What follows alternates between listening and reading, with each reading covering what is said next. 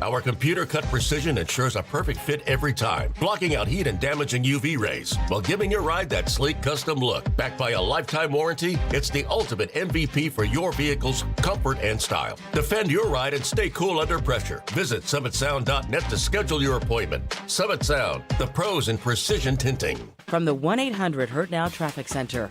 Hurt in a car? Call KNR. This report brought to you by Tri-County Electric Service. Tri-County Electric is now offering plumbing. Locally owned and operated for over 50 years with a 4.9-star Google review rating. Whether it's for home or business, call today to get a free estimate for your plumbing and electrical needs or visit tricountyelectricservice.com. Most folks are not thrilled that it's a Monday morning, but hopefully your drive towards downtown Cleveland will be uneventful, and that'll make things a little bit better. Jeff Thomas, Odyssey Cleveland Traffic. Broadcasting from the 92.3 The Fan Studios, fueled by True North Convenience Stores. The Browns preseason kicks off Saturday against the Bears. Touchdown! Kickoff Saturday at 1. We're your home for complete Browns coverage all year long. WKRK-FM and HD1 Cleveland Heights. This is the radio home of the Cleveland Browns. Oh, what a catch! We are Sports Radio 92.3 The Fan. An Odyssey Sports Station. 92.3 The Fan, 2020 Sports. This 2020 Sports brought to you by Kimball Recycling and Disposal. Kimball invests in advanced recycling and sustainable solutions to protect our local environment. Locally owned, locally committed. Find out more at KimballCompanies.com. Joey Cantillo started for the Guardians on Sunday, but lasted only an inning as the game got delayed nearly 2.5 hours by rain. The bullpen had some issues, and the Guardians would lose to the White Sox 5-3. Skipper Stephen voted on how the rain delay really messed up their plans. I mean, completely. You know, you're not planning on your starter going one inning, so it really changed our strategy. But the bullpen guys stepped up. We needed them to throw a lot of pitches. You know, and with a hot bullpen, it was a tough one, and obviously didn't go our way. Craig Yoho giving up a 3-run homer as part of a 4-run third. White Sox take 2 of 3 from the Guardians. Yoho walked 4 of the 9 batters the bullpen would give free passing to on Sunday. Guardians now tied with Minnesota for third place in the AL Central, 4 games out of first. Cleveland's lost 5 of 6, 8 of 11, and 13 of 17. Guardians going to be in Detroit tomorrow night, and they're now trailing the Tigers by half game for second place in the AL Central. Detroit beat San Francisco on Sunday 3-1.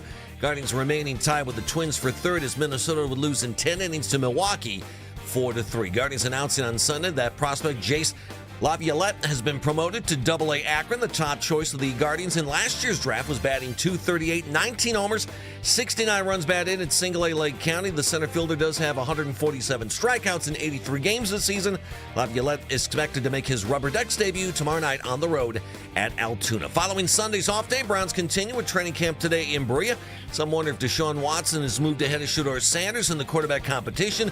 Watson got all the first-team reps on Saturday, day where Sanders was supposed to work with the number ones. Head coach Todd Monken could announce today who starts the preseason opener at Chicago on Saturday. You can now find 92.3 The Fan on YouTube. Subscribe to our YouTube channel. Get the best content from our shows each and every weekday. That's 92.3 The Fan on YouTube. Headline sports news every 20 minutes right here on 92.3 The Fan. From the University Hospital Sports Desk, I'm Jeff Thomas. Up next time for the Ken Carman Show with Anthony Lima here on 92.3 The Fan. Get to the 92.3 The Fan YouTube channel to see daily Browns training camp breakdowns with Darryl Ryder and Coach Lance Reisland. The Ken Carman Show with Anthony Lima. It's the totality of the days, today being day 10, and what you really want to see is improvement. I mean, if our players aren't improving, then who are we as coaches, really? To be honest, we're in the development business, so if we don't see development, well then, why aren't we? So should we take all of the first team reps today, even though, again, once the install is over, or do you think? Might end up with a 7-on-7, might end up where Sean gets one of those, that's what we've been doing, but Shedeur will take the majority of the 1 reps today. This is Cleveland's Sports Radio, 92.3 The Fan. Oh, whatever. Hi. Lying Todd Monken, apparently. The honeymoon is over. It's good while it lasted. What did we get in? 2 weeks of practice? Week and a half? I'm so... 10 days. I'm already... Just name... If you want to, just name Deshaun the starter and let's get going.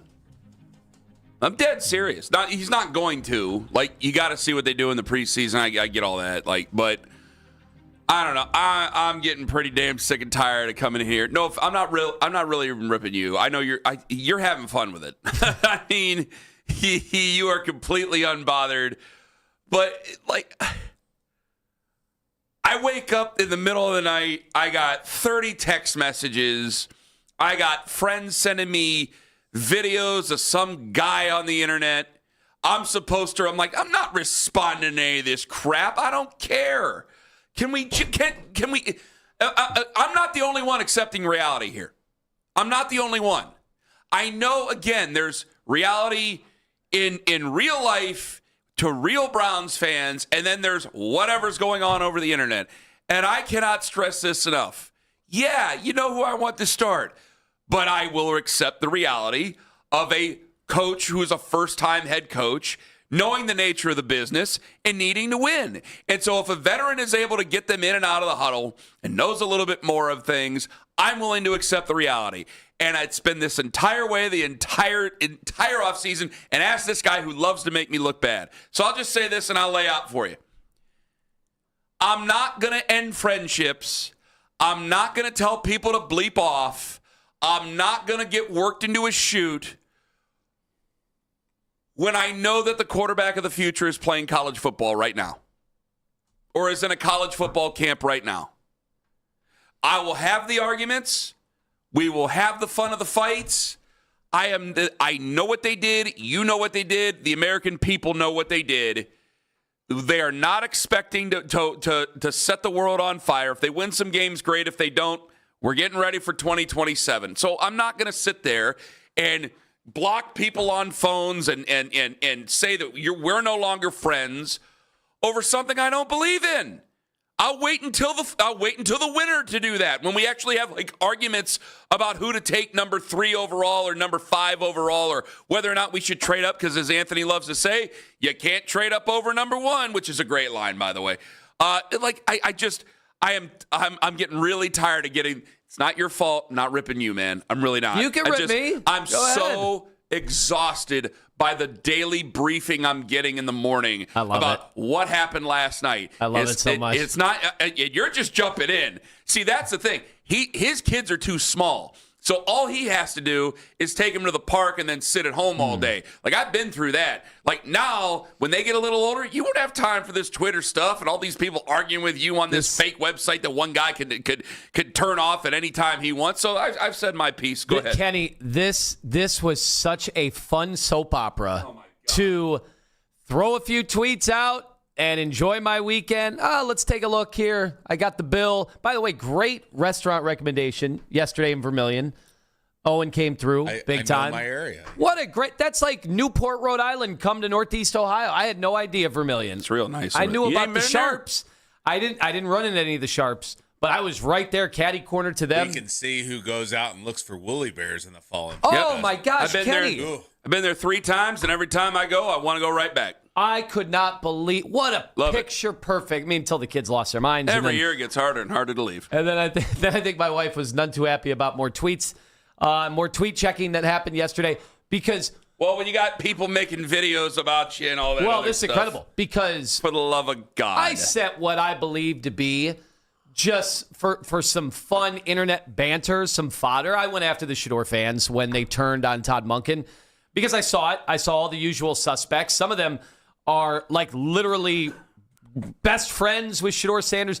They were going after Dylan Gabriel. They were going after Todd Monken. They wanted him traded, all because of this. Are we traded? Are we calling it trading him for? Are we calling it a lie? What are we calling what Todd Monken did on Saturday? They didn't necessarily tell the truth. Okay. So I can't. Did he misspeak? Because he definitely, what he said was not what happened with the reps. Did something happen? Does he not get the grace of being able to explain himself today? Yeah, it's just that's the problem. Getting the chance to explain himself before practice. Well, you got 48 hours to explain yourself, so you better cook up something decent, shouldn't you? Yeah. Or you can just look at it and go, you know what? I can expect Todd Monken to go out there today and just go, yeah, one guy's has been better at getting him in and out of the huddle. We got a preseason game coming up. That guy's going to start the preseason game. We got to get going. Mm-hmm. Is that wrong? Yeah. That's wrong? No, you could do that. You could do that. It's just, the coach we know the coach has been on social media, but he's certainly not getting involved in this mess. I wonder if Todd Monken knows what's going on behind the scenes, like where Shador's right-hand man has to do not 1 but 2 videos and then has to do his live stream at night where he has to answer to all this, and then Then Deshaun Watson's quarterback coach then presumably went after the people in Shador's camp. And so this is all going on. And I wonder, you could tell me this is 2026 and all the quarterbacks have a brand now, and this is just going to be the future. I mean, they do. But I don't see this happening anywhere else. Now, we're not as close to it. I don't know the J.J. McCarthy, and I don't know exactly how that's going on with Kyler Murray. I don't know if they have factions or film crews or preachers or apparently the mother of my ex-radio partner. I don't know what's going on with any of that, but everybody has a platform now. And so I'm enjoying this because I'm not necessarily as invested in the guy. Because, like you said, Kenny, like you started the show, like most likely the future quarterback of the Browns is where right now? He's on a college campus. Mm-hmm. Most likely. That doesn't mean that I have given up on Shador. I will be honest. I have given up on Deshaun Watson. So when he had the 2 stellar practices back-to-back, it surprised me because it seemed like he couldn't play football anymore. So maybe we did go a little too far in condemning him as even being able to play the position. So I'm trying to keep an open mind on that. I mean, I did see a bunch of nice throws and some playmaking. Again, it's still practice. It's not the joint practice. I mean, if he was doing that against the Bills or even the preseason game against the second teamers for Chicago on Saturday, maybe I'd get a little juiced because you should be excited about football this time of year. How are you not excited about KC, Concepcion? How are you not excited about Denzel Boston, Mason Graham? I mean, there's plenty. There actually is. Coming from me. How about Spencer Fano and Jared Verse getting into it? Amazing. That was awesome. Which I thought, what would we have said if that was Jadeveon Clowney? Because I did see. I would have done Champions Pose. This is actually a good teammate. This is good that he did this. And I'm like, well, would you have said that if it was Jadeveon Clowney? Well, wait a minute. Now, no, you would not. You and I are very close, and we say nasty things about each other, things that people will not say in public, and probably for good reasons, obviously. You and I get into it very nastily. Now, they could be very good friends, and that happens. I don't know if that's it's a big an issue as we make it out to be. Last week that they were actually working together sure. after practice. They're working even closer together. It's funny because I saw people use that little skirmish to say what a great team they have, and I'm like, well, if it would have been Jadeveon Clowney, you would have said, why did they bring him in?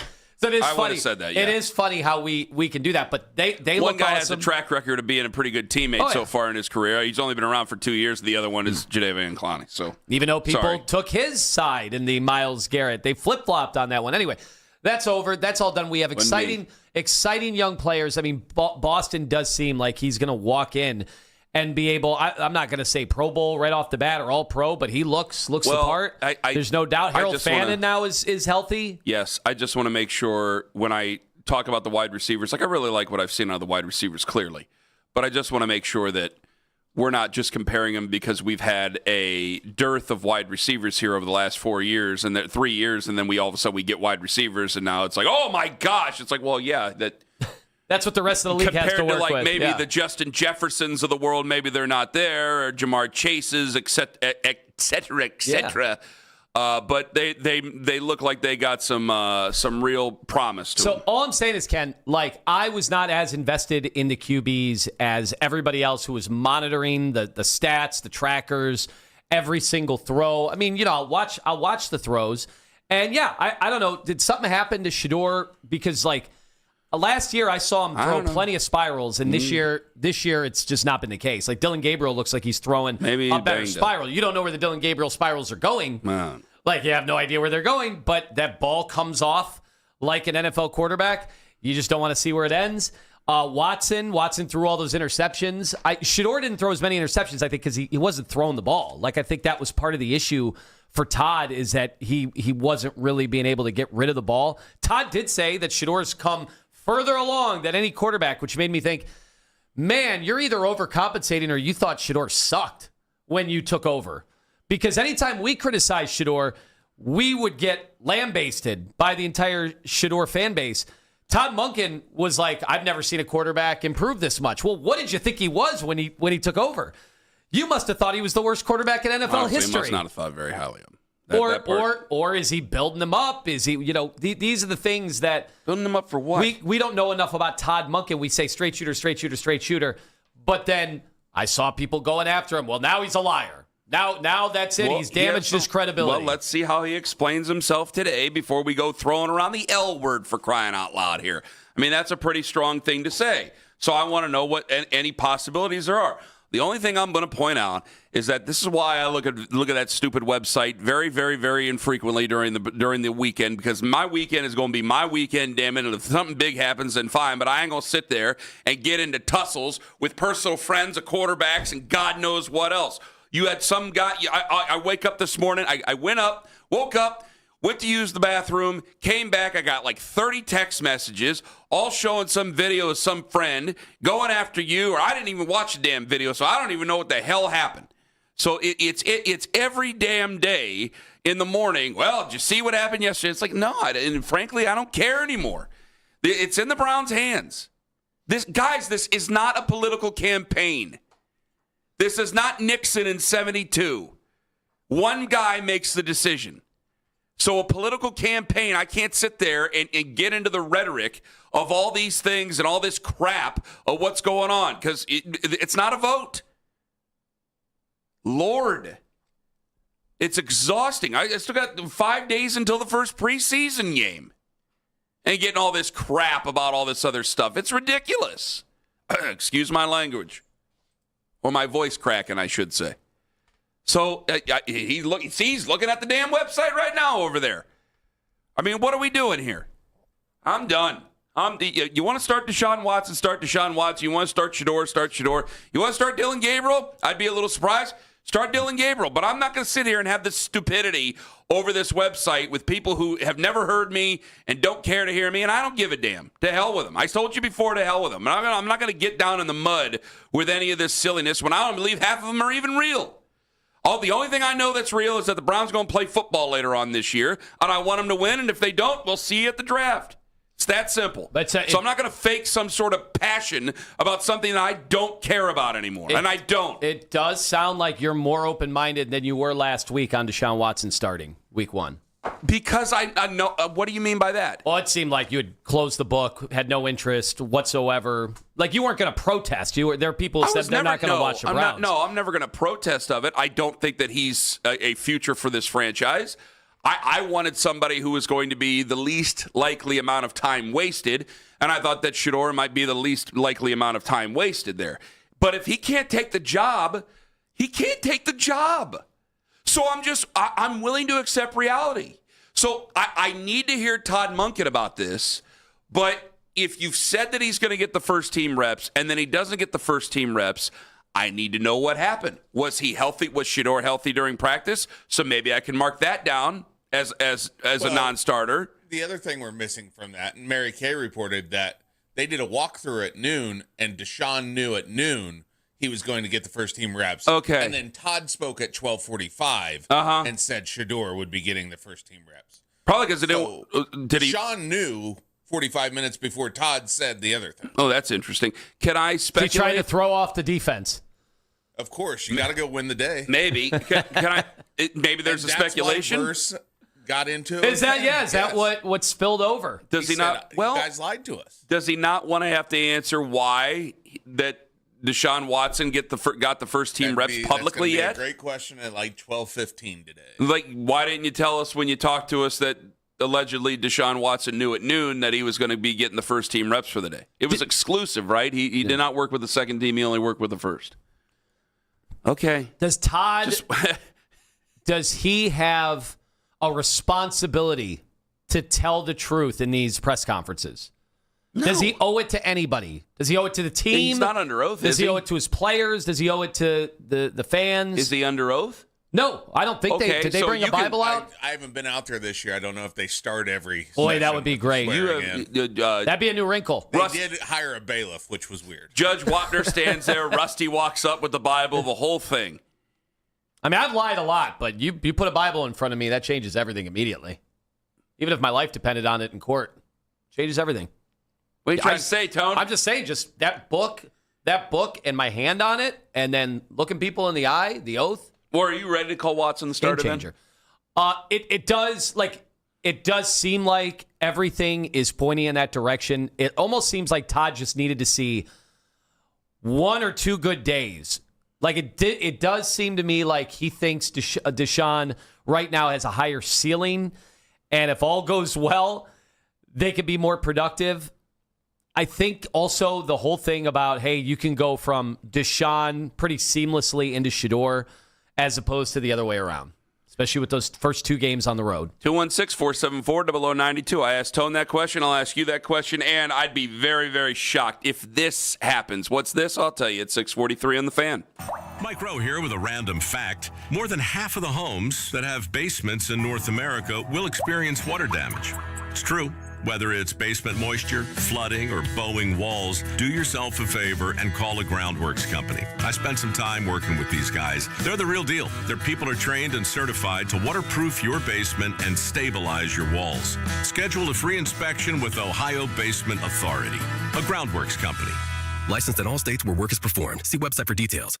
92.3 The Fan, 2020 Sports. And this is 2020 Sports, brought to you by Genesee Brewing Company. When the sun is shining and your crew is ready to let loose, reach for Genesee.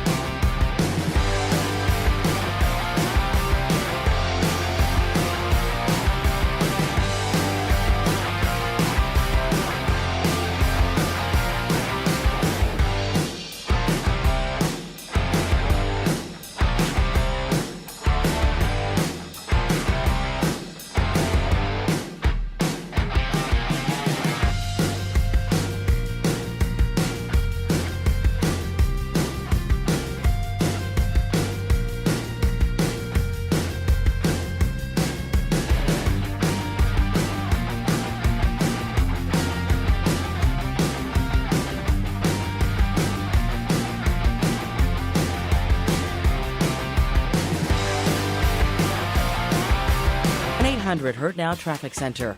Hurt in a car? Call KNR. It's Monday, it's early, and we got problems already. I-71 northbound. The right lane is blocked just beyond Belair because of an accident. Jeff Thomas, Odyssey Cleveland traffic. Listen to 92.3 The Fan on the Odyssey, iHeartRadio, and TuneIn app.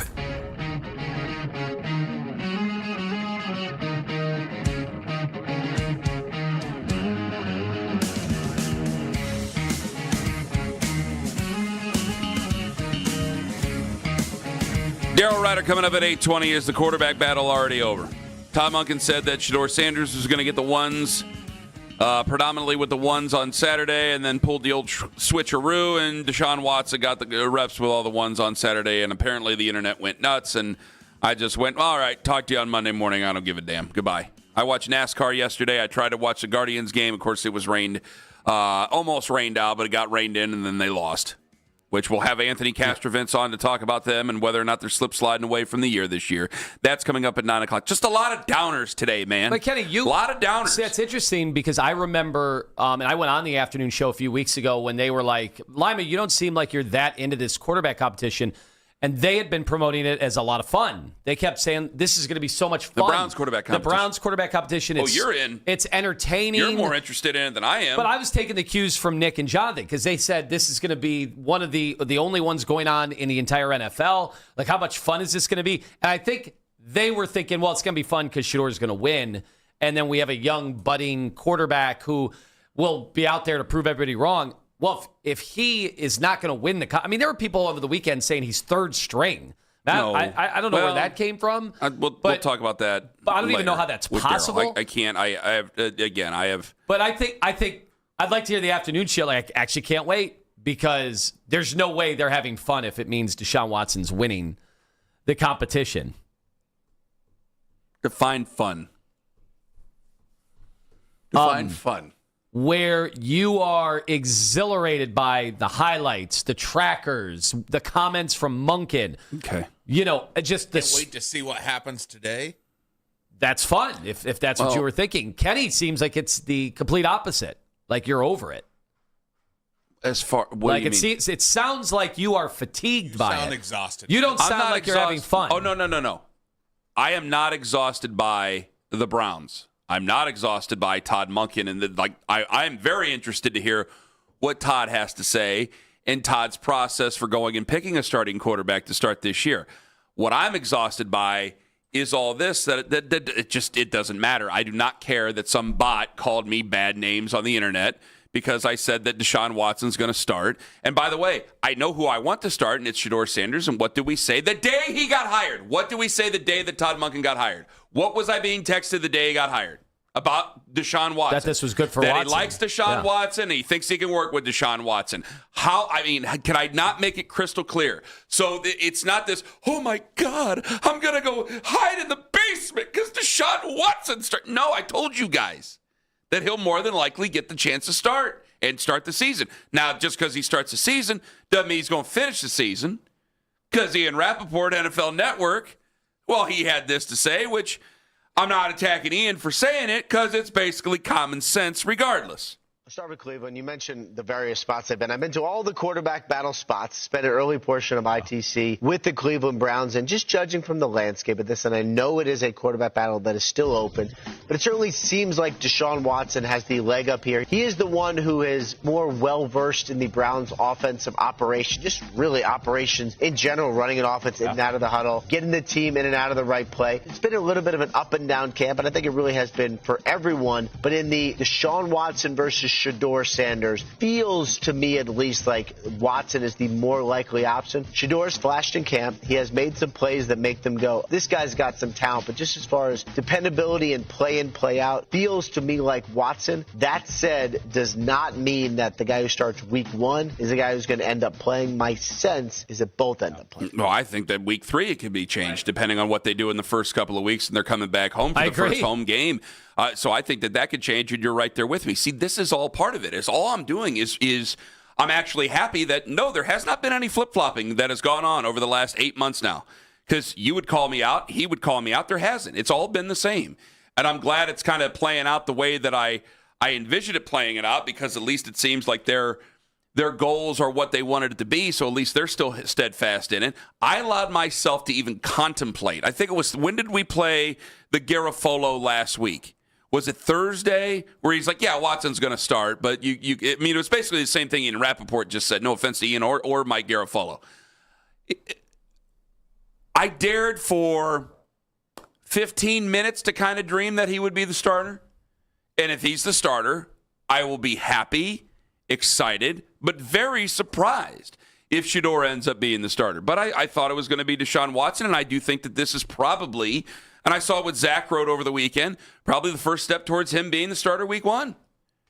I'm sure Shedeur will get to start one of these preseason games. Like, Watson's going to start on Saturday. Or do we know that for a fact yet? Okay, No, we do not. I assume Deshaun Watson's going to start on Saturday. I imagine Shedeur. I wondered if they were going to treat this like a real game week, and therefore name a starting quarterback today and go through, even though it's a Saturday and not a Sunday, but go through your traditional football week. Yeah, it's odd. Of course, anything's up for grabs. I mean, I could sit there and say, yeah, I think that they're going to start Watson on Saturday, and would anybody be surprised if they go, no, Shedeur's going to start the game on Saturday? I guess it's been a little bit bizarre. But if it still just confirms or reaffirms everything that I had thought before, and then they did make that trade, it's like, what is the point of me getting so downright nasty with anybody when it's not real? It's just not a real argument unless one of them actually were to get a job and take off and play well, and then we can have something real. But this is just internet fodder. Well, here's Todd from Saturday on kind of the plan for the quarterbacks. Now, keep in mind, this was after he said that Shedeur would get the 1 reps on Saturday, but we knew later that he had already told Deshaun he was getting the 1 rep. So who knows if any of this has any truth to it as well. But here's Todd on the plan for quarterbacks specifically in the preseason. That's still in mind. We're still on that track, liking to have one start one game and then the other. Everything we do is subject to change. I mean, with every position we have on the field. We'll see how it goes today. We'll see how it goes Monday. We'll see how it goes Tuesday. And then we'll put our best foot forward next Saturday night. See, the only thing that is not, you said you're willing to say Deshaun's a starter before the break, correct? Is that what you had said, Tone? Yes. I'm making sure of it because it's been a minute. I'm not ready to go that far, and it's not because I'm holding on to some hope, some false hope. But when you do say before practice that Shedeur is going to get, see, this is where I'm thrown off here. You say Shedeur's going to get the 1s, right? Because it's a rotation. But then Mary Kay's reporting that Deshaun knew even before this press conference that he was going to be. I can't guarantee for certain. And so you would think the logical reasoning for this would lead you to say, well, Deshaun's going to start. He's going to start this game on Saturday, and he's probably going to be the starter week 1. And we're past the install now. We're actually working with the offense now. But Todd just said we'll see how Saturday, Monday, Tuesday goes. Exactly. And then Saturday didn't even go the way that he said it was going to go. And there's a lot of people, and they're going to take people at their word here. So when Todd Monken said that Shedeur's going to play or get the 1s reps, and then he doesn't. Shedeur's fan base feels that they've been lied to. Todd Monken's name is mud with them as of right now. But if I'm going to go make crazy declarations or not crazy, but strong declarations, I got to trust the Browns that they're going to back me up on something like that. Well, you got to remember, common sense would tell me that should be the way, but I don't know if they're going to operate with common sense. Who the hell knows? Well, you got to remember, too, the Shedeur fan base is very sensitive to this stuff, and this isn't me throwing shade at them here. Like, they feel like they were lied to about the draft stuff. They felt that they were lied to about the reasons that he fell in the first place in the draft and what he was doing in the pre-draft process and what the analysts thought of him and the GMs and why he slipped into the 5th round when he was at times thought to be maybe the number 1 quarterback in the draft. So they feel like every step of the way they've been lied to about Shedeur Sanders. And now they feel like, was this ever an open competition? Because Watson was so bad. Mm-hmm. I mean, Kenny, come on. It was, maybe we could say knocking off the rust. Like, nobody thought that Watson was performing better until those 2 practices than Shedeur Sanders. Yeah. Nobody. But if I'm just hearing, like, I go back to what was said a couple of Fridays ago when Nathan had said, he's got to be better at getting him in and out of the huddle. what does that actually mean? That means being able to hear it and then give the information and then being able to get them out of the huddle and not having a stall based on what is being said in your head or in your ear about what plays to call because everybody needs their spot. And you're not going to find any of that evaluation on a tracker. No. You're not going to be able to see that. Oh, you mean this really important tracker? You're not going to see that even really in a highlight. I know you see a frustrated Todd Monken from time to time, and people lost their minds last week when Mary Kay came on and talked about the cadence, and then they found video of Shedeur being able to get guys to jump off sides, and they felt the media was not being honest when it came to who was getting the guys to jump off sides and who had the better cadence. And again, I just don't care. And I don't think that I really don't think that real Browns fans care. Ask them. I think there's real Browns fans. I think the closest thing to all this. Do you want me to ask if they care? I want to hear. Then you ask from fans. You can ask do them. you care that Todd Monken looks like he was either misleading or flat out lying or misspeaking? I'm trying to give him the benefit of the doubt. But definitely what he said was going to happen did not happen. Do you care? 216-474-0092. I think that real Browns fans, I think there's some real Browns fans out there who probably don't want to see Deshaun Watson anymore. Yes. Oh, I think that's the majority. And that's as close as they're going to go. But I think that they all know that, hey, you want the other guy to take the job, but he's got to take the job. And if he can't take the job, then I think all of us would understand, like, hey, the head coach has to make the decision what's best for the football team. At least we should. And if he feels that the best decision for the football team is to play Deshaun Watson, if he ends up being right, then fine. He ends up being wrong, then you have every single right to rip him up and down for it. But it's looking more and more like it would be Deshaun Watson. 216-474-0092. I want to know, but what Lima asked, do you care? Ken Carman, Anthony Lima, live on the Fan. Sofas, sectionals, love seats, mattresses, they got them all, and they got them all at 50% off the big box retail stores. And when you're buying kitchen cabinets, 60, even 70% off the big box retail stores when you go to Northeast Factory Direct and northeastfactorydirect.com. Alex, I've been telling you about the secret, except it's no secret. He's been able to save people money. He cuts out the middle people. That's why Direct's in the name. But everybody knows it. They just don't choose to do it because they don't want to save you money. They want to save you money at Northeast Factory Direct. That's what separates them from everybody else. That's why you go to one of their 4 great locations, because you're going to save a lot of money and you're going to find quality. So kitchen cabinets, we're not talking about presses and fillers and all that stuff. We're talking about handmade quality stuff here. What you want, what you trust. The best bottom line deal from people who have your best interests at heart. They're not based on commission, just based on customer service. 4 great locations: West 140th Street, Cleveland; Lakeland Boulevard, Euclid; Freeway Drive, Macedonia; the new location in North Canton at Whitewood Street; and online first, northeastfactorydirect.com. Northfield Park Racino has more variety than ever before. Discover hundreds of new VLTs now lighting up the gaming floor, bringing you even more ways to play, win, and celebrate. Experience thrilling new favorites like Huff and Lots of Puff, Dragon Spin Saga, Bomberman, and so many more. With more variety, bigger thrills, and non-stop action around every corner, there's never been a better time to play. Come see what's new at Northfield Park Racino, the place that gives you more. Must be 21. Gambling problem? Call 1-800-589-9966. Here's something most roofing companies probably won't tell you. You may not need a new roof. Jeff Phelps here, everybody. Your shingles could simply just be dried out. Roof Max can restore them. Add up to 15 years of life to your roof and save you thousands of dollars compared to replacement. Think about that.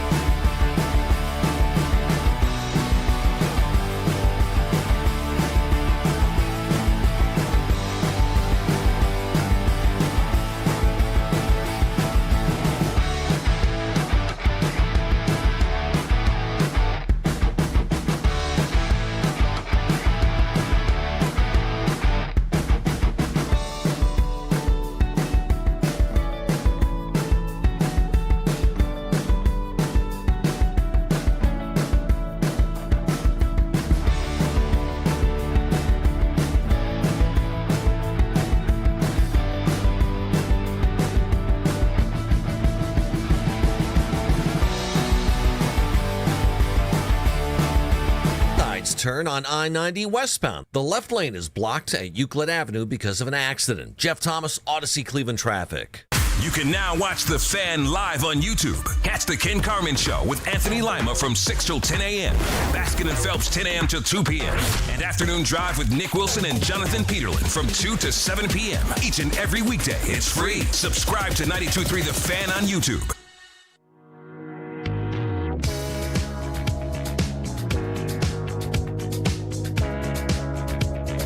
Kenny, the reaction, crazy this morning. People feel they were lied to, especially one fan base in particular.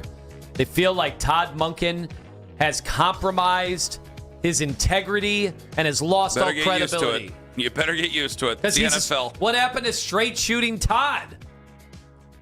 Oh, he has a chance to explain himself today, does he not? He will. We'll have it here. What time's the press conference? I'll have a chance to explain it right here on The Fan, will he not? Okay. So that's why you have to listen to The Fan all day. And people are wondering, was this quarterback competition ever really a fair competition? They're going right back to last year in Kevin, when they felt like they were lied to. If Deshaun Watson goes out there, like say they go ahead and they start Deshaun Watson, and you say you feel that some fans feel that they were lied to, even though they're probably not Browns fans because they probably don't really care. 100% is Shador fans. So if they feel that they're lied to, first off, it's not like it's public policy. They can say whatever they want, whenever they want. The only time that you can really hold them accountable is when they go out there and play. If they play and they look terrible, if they play and they don't win, then we can hold them accountable. They can say whatever they want as long as they play and they win. If they win, again, what the things that Bill Belichick said or refused to say when they were winning championships with the Patriots compared to now with North Carolina is night and day. You win so much, you could say whatever you want. If you haven't won anything yet, well, you're going to answer for it. So if they go out there and Deshaun Watson throws 3 picks against the Jaguars and we get boat raced, well, guess what? Everybody has you have a right to question anything you want at any time. But now you have smoke and guns to go after. Go, what was the process to any of this? What was your reason for any of this? Was it because you can do it this way? And this is what does fall around Todd Monken if this doesn't go well. If it doesn't go well and say Deshaun Watson plays poorly and Shador Sanders plays reasonably well or anything like that, honestly, as long as they don't win, you can go, did you really know how to do this? Is this why you weren't a head coach for such a long time? Is this why the rest of the league passed up on you? Is this really the reason? Were you just too honest, or did you really not know what you were doing? Like, that can be thrown against them. But if they win, it's like, yeah, Todd Monken knows what he's doing. Kevin, things that got out of hand with him, that's why he had to go. And we move on. Because if Deshaun Watson goes out there and throws 3 touchdowns and they beat Jacksonville, guess who can't bitch anymore? Anybody who wanted Deshaun Watson to not start. And I guess I'm thrown into that mix, but I told you in January I was willing to accept reality here. Silence fell over the room. I didn't want to have this big stop, but you asked me if I care, and my answer is I should, but I don't because my quarterback is in college. I don't know which one. We'll find out as the year goes on. So how are you going to care about the season then? Oh, you can care about the season. I want them to win. That's always going to be the end. And if they don't win, I got to find out. Well, again, I think my quarterback's in college. But you're not going to live and die with the games, though. Just because you want them to win doesn't if you don't care about the quarterbacks that are currently on the roster at all because your quarterback's in college, how are you going to care about the season? And then, of course, them winning games only hurts your chance to get the better quarterback in college. The whole process of them going out and getting – these are great questions, by the way, because now you're putting me through the gymnastics of it, and I'm glad you do. Emotions are a tough thing to explain. I can't imagine I'm just going to sit there and not care in the middle of the third quarter if we get ourselves a lead and now we're trying to hold on to it. That is not going to happen. You know me very well. That is not going to happen. Fire up the Ken Carman film crews if it's close late. I've told you guys before, you guys are true idiots when you guys bring that up. Take 3. But I've told you a million times before. Oh, it just did the director's cut. We're slating. I don't need extra takes. Okay. Carmen's reaction to Browns Jaguars, take 4.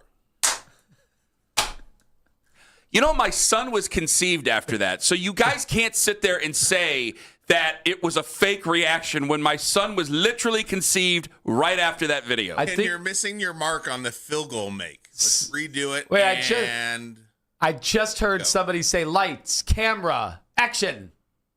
Had Billy Cundiff missed that field goal, would Axel Carman be here? 216-474. We'll forever wonder. Billy Cundiff. I mean, if she wanted to, I wasn't going to turn it down and make the day even worse. Yeah. Now, would I have? But That's I think true. maybe Billy Cundiff should be excited that there's another person in the world because of him hitting field goals. Anyway, back to what it is. Yeah, I care about him. I want the Browns to do well. But when they make the trade, guys, I'm not being a nihilist here. I just want to accept reality. And the sooner I accept reality, the better I will be emotionally and the better I will be mentally. When they made that trade, that's the reality of it. And so it does when they make the trade, it's like, well, what am I holding on to with Watson? Let's put Shedeur Sanders out there. But if you can't grab the reins against Deshaun Watson, then why am I going to get red-faced and mad? The job's there for you. The money's paid to the guy. They really couldn't cut the guy because it's hard to field a football team with how they were. You want to make this done? Fine. You have every opportunity. If you can't seize that opportunity with a new head coach and all that other stuff, I don't think that they're keeping Shedeur Sanders on the roster to punish him or anything like that. But if you can't do it against a guy that fans do not want to see, I can't keep making up different conspiracies about it. Maybe you're just not cut out to be a starting quarterback in the NFL. Buddy, that's the only thing I can say. And I hate saying that because I wanted him to play, but if he can't do it, he can't do it. Look, I can accept this. Why can't others? I'll accept it. If he goes out there and he plays poorly, fine, hammer him for it. If he goes out there and plays well, then Todd Monken's a genius. Nobody wanted this guy to play. Todd Monken decided to find it. Todd Monken used him the best, and look, now you're finally reaping the rewards. It comes up with a totally different set of conversation after, but we'll talk about that probably never because it's probably very unrealistic. That's where we're at. It's not like you're trying to beat out Mahomes here. This guy he's 31st in those Sando tiers, which are not done by Mike Sando, which are done by the rest of the NFL. You don't have a big mountain to climb here. If you can't climb that mountain, in people, and I'm getting the arguments already about carrying water for Jimmy Haslam because I continue to say that they don't want to upset the fan base. It's not their goal to just play Deshaun Watson over the money that's paid to Deshaun Watson. I cannot be more clear, and you've actually agreed with me on that. I don't think they go out trying to upset Shedeur Sanders fans or upset Browns fans by playing Deshaun Watson. But you want them to have patience. You want them to give power to power that's there. You want them to let the people who they put in charge to be in charge of those things. Yeah, I think they're putting Todd Monken in charge of these things, and I think that this will end up being a Todd Monken decision, and that's going to be a very hard thing for fans to grasp, for Shedeur's fans to grasp. But I've been a Browns fan, and I'm going to be a Browns fan, and it's not very hard for me to understand. You wanted it this way. You got it this way. If it were Kevin, maybe things would have been the status quo. Champions pose on that one now, don't I? So if it's Todd making the decision and Todd makes the decision, yeah, if Deshaun Watson goes out there and sucks, hammer him all you want for it. But Deshaun Watson goes out there and looks like a modicum of a quarterback in the NFL compared to what the other guy maybe couldn't have done, then yeah, fine. And by the way, they probably won't be good enough. Both will get to play, like Ian Rappaport said, like Mike Garafolo said, like everybody has said. So he will get the chance, and I do believe it's easier to start with Deshaun Watson as starting quarterback and bring in Shedeur than vice versa for everybody's emotions and mental health. I agree. All right, you guys are coming up next. 216-474-0092. What was the question about carrying again, Tone? Because I didn't write it down. And whether you do. All right, Ken Carman, Anthony Lima. Lima likes at 745. And after all we've gone through, I'd be shocked if this was the result. That's at 722 on the Fan.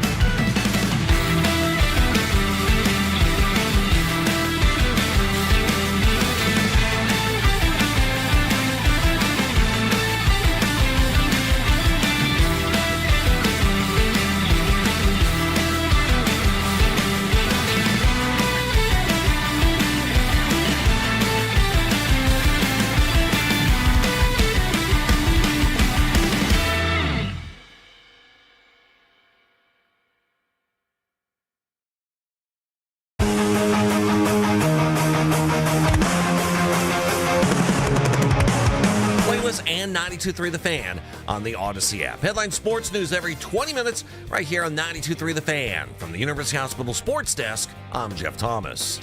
Right now, I anticipate in all the preseason games our guys will play. Training camp headlines don't take a break. Hear all the latest from Todd Monken before every practice. Our plan is everybody will dress and they're going to play. Right here on your radio home for Browns football. 92.3 The Fan. Will Shador take all of the first team reps today, again, once the install is over, or do you think? Might end up with a 7-on-7, might end up where Sean gets one of those. That's what we've been doing, but Shador will take the majority of the 1 reps today. And then he didn't. The lie detector determined that was a lie. Okay.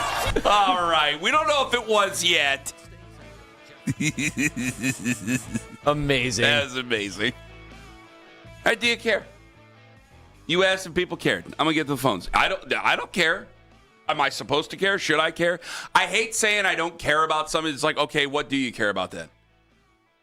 Well, that's what Owen threw back in your face. Well, yeah, I mean, we've got to and do that's the a great show. thing to do. They're not just going to go, more shows, Ken. You don't care about anything. Well, because I hate it when people kept going, well, it's not a big deal. It's not a big deal. It's not a big deal.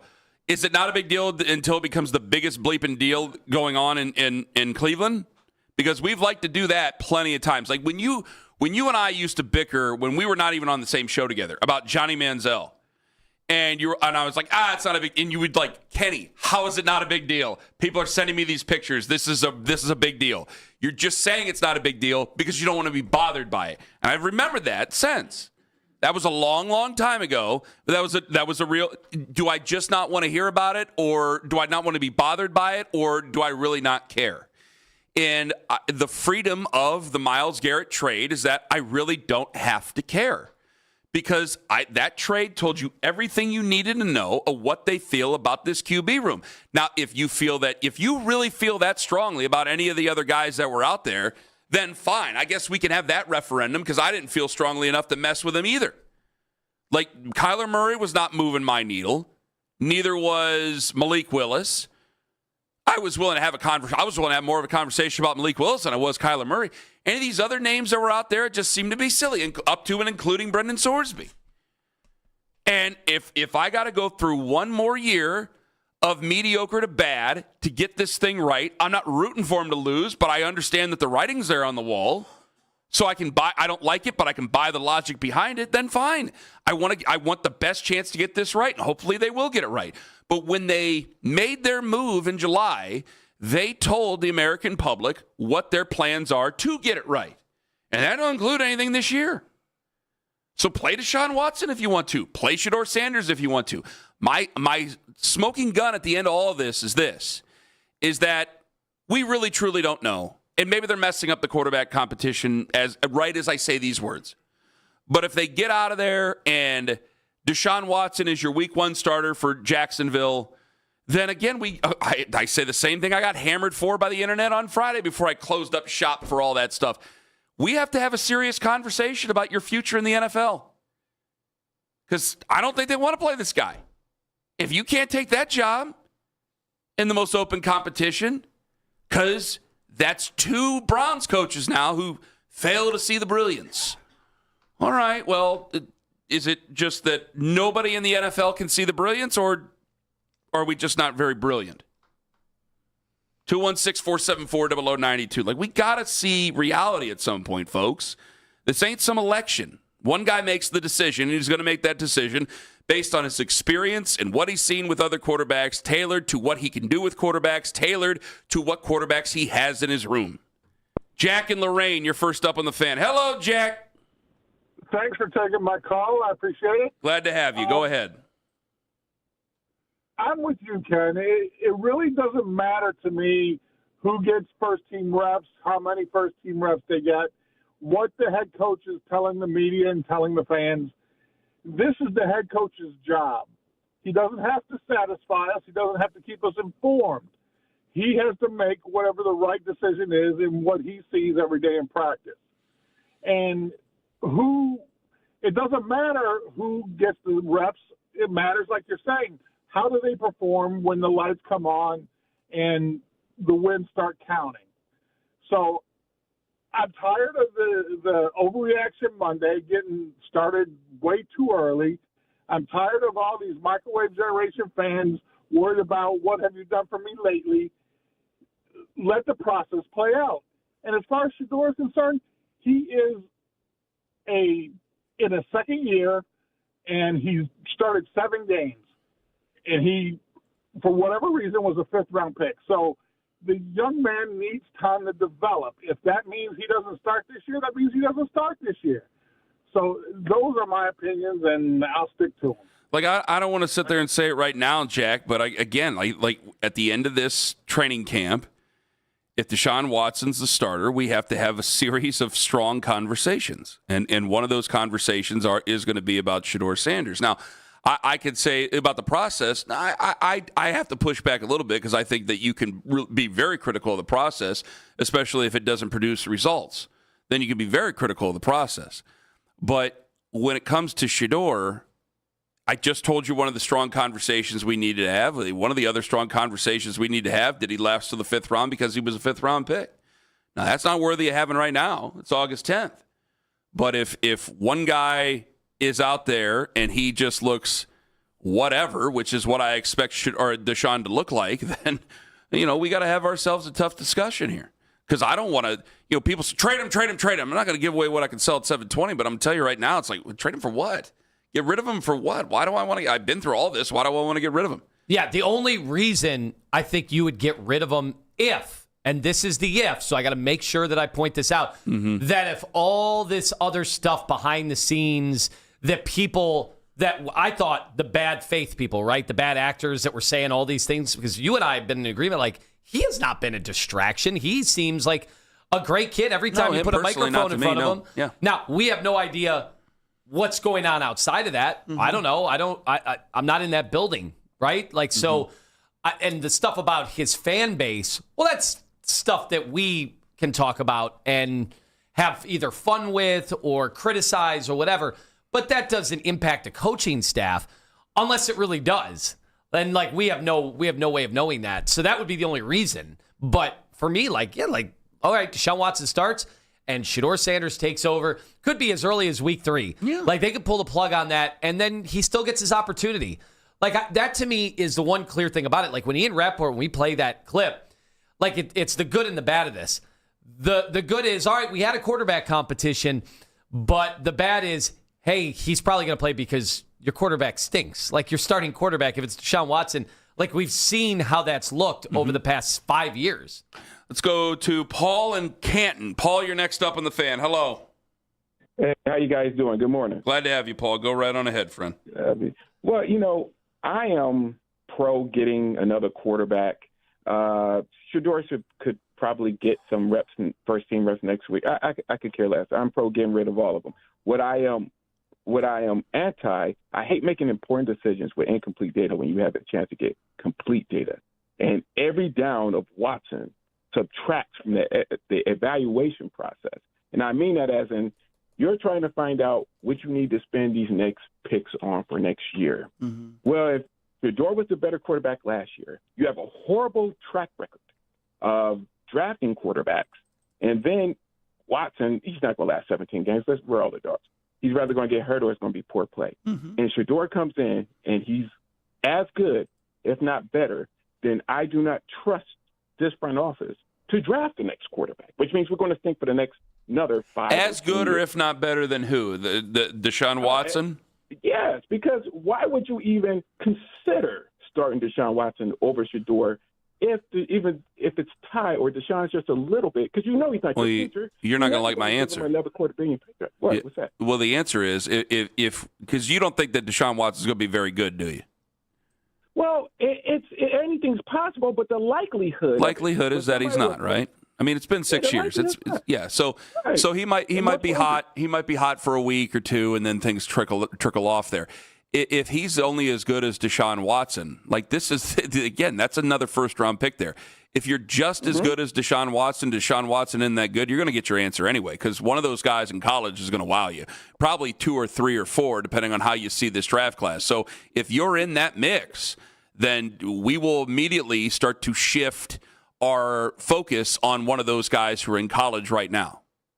But why would you trust this front office to pick the right one? Because you're going to sit here and tell me that there aren't next year. But is there a front office right now that I would trust to pick the right one to begin with? I feel better. The only reason I can tell you I would feel better is one, I'm a Browns fan. The second thing is, Paul, is that without Dee Podesta, and it's not just me and my theories about it, because the guy has to learn somebody's name, even if he's met him 13 times, he still doesn't know who the hell people are, which bothers me as a people person, and people who need to put teams together, they remember the names of people that they're around.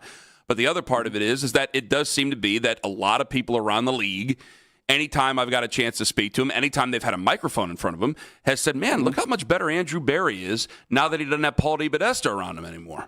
Well, he might be good at picking those other places. But last year, you had the better quarterback, and he didn't start. And if you do it again, then what is your batting percentage? You're talking about Flacco? What do you mean?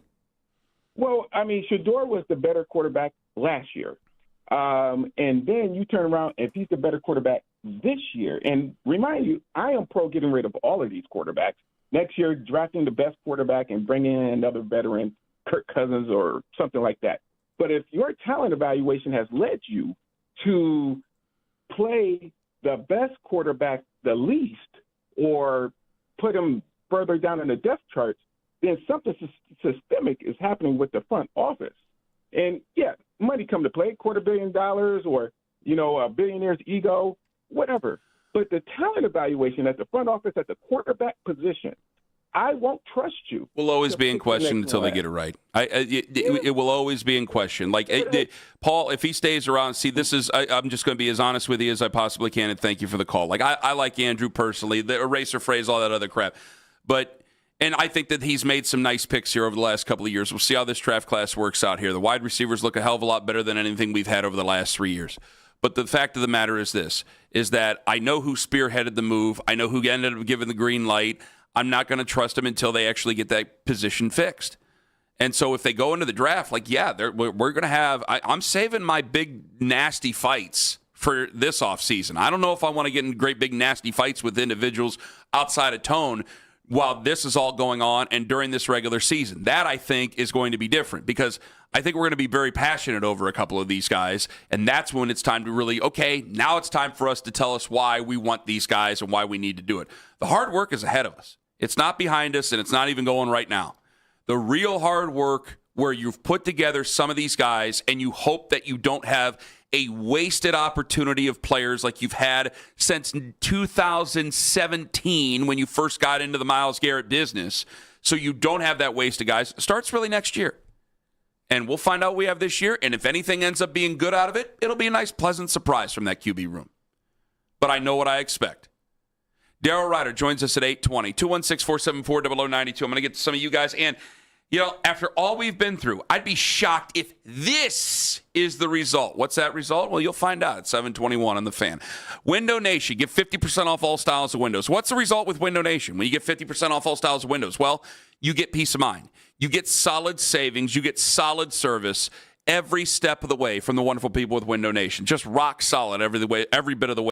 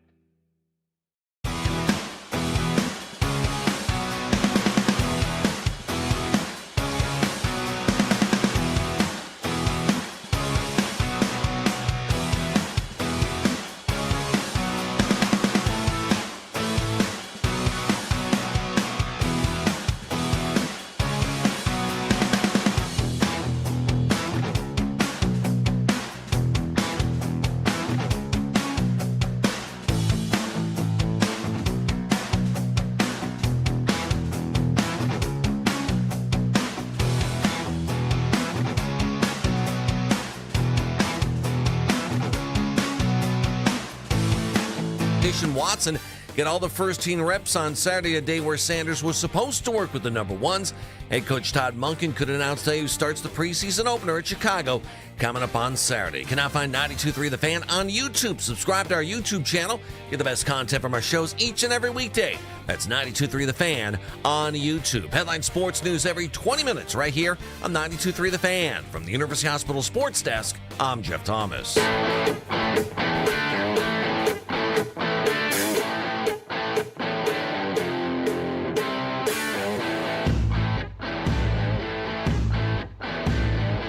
All this great conversation brought to you by the fine folks at Xfinity. Score the most reliable Wi-Fi, one price, 5 years guaranteed. Xfinity. Imagine that. Daryl Ryder, 1 hour from now, Lima Likes coming up at 7:45, where MGK is apologizing for MGK Day. What were you going to say? Sad state of affairs when that happens, right? What else were you going to say?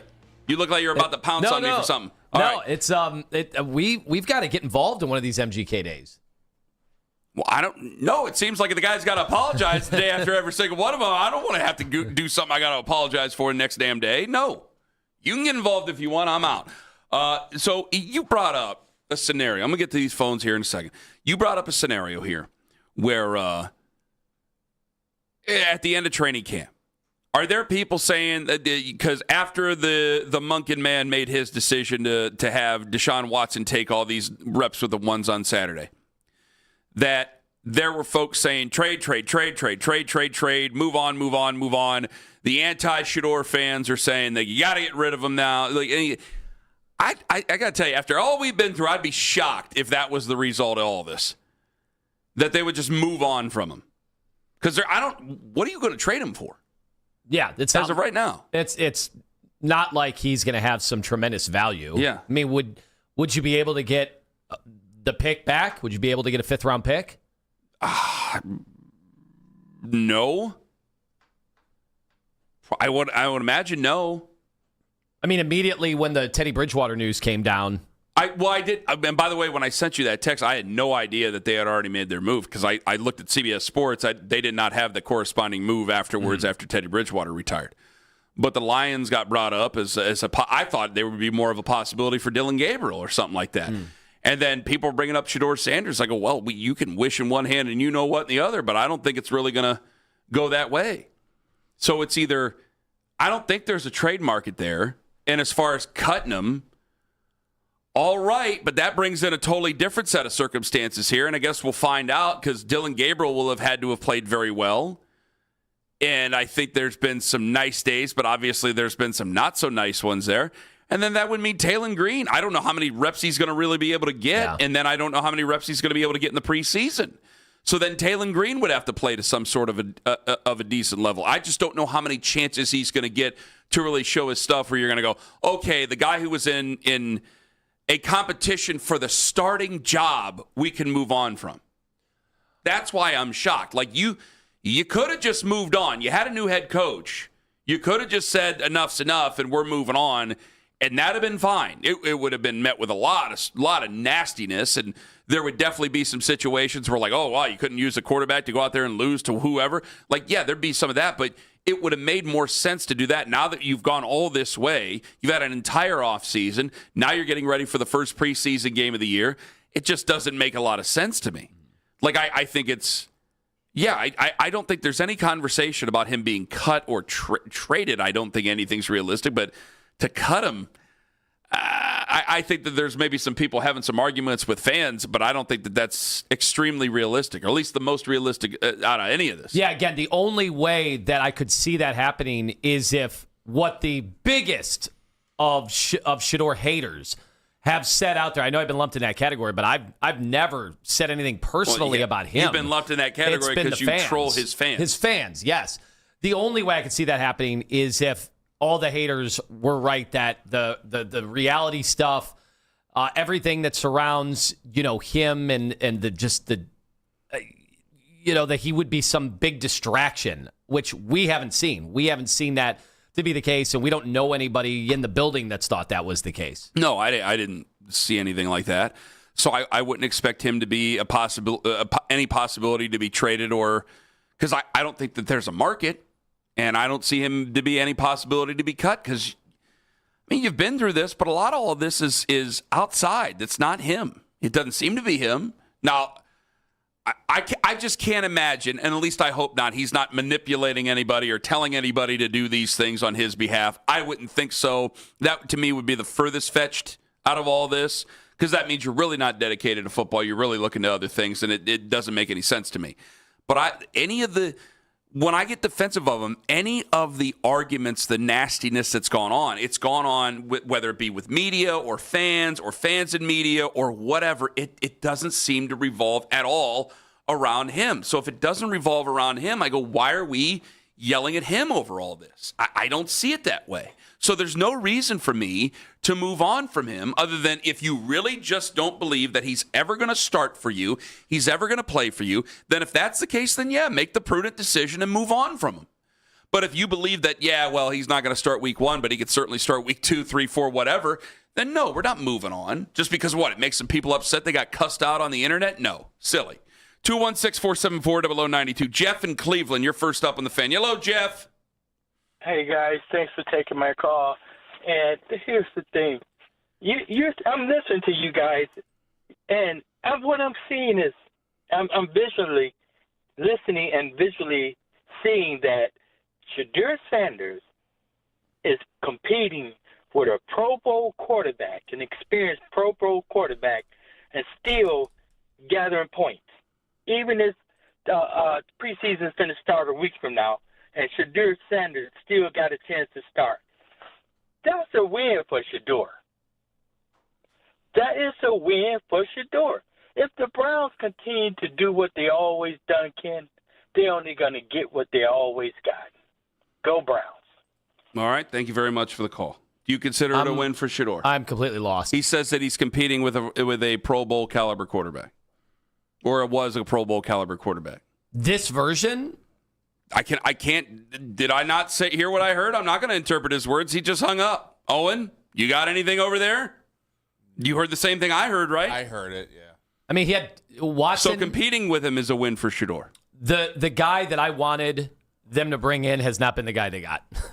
This is not the Deshaun Watson. I haven't. Yeah, 2 good days of practice. Okay.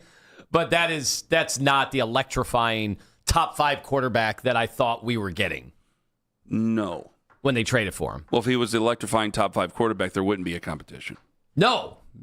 And we would have already been in the playoffs. Yes. Like every year. And Shedeur was a Pro Bowler too last year. He was. Yes, he was. Got a couple of Pro Bowlers in that quarterback room. Cedric in Dallas. He's listening on the free Odyssey app. He's next up on the Fan. Hello, Cedric.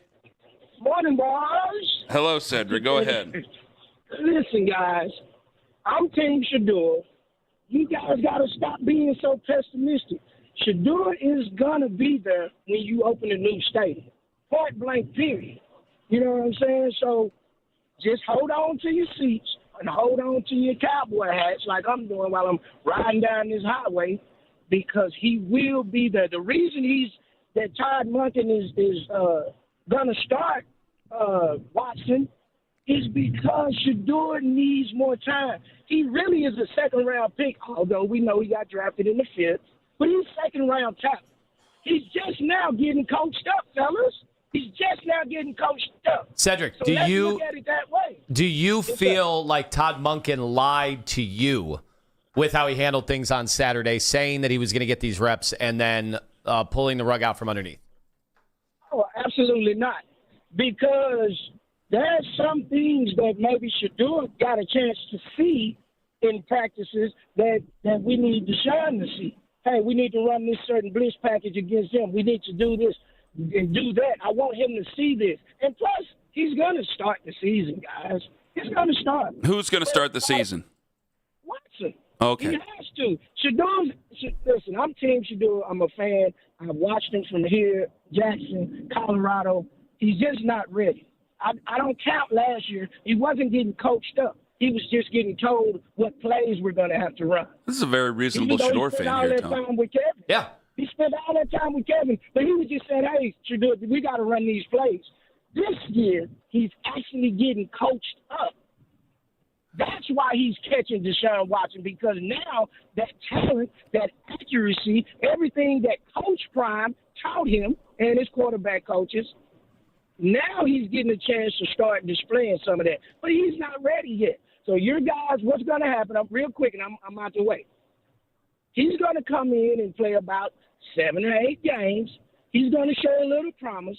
You guys are going to – Watson is going to be gone. You'll draft your quarterback in the first round. Shedeur will probably be the youngest bridge quarterback in the NFL.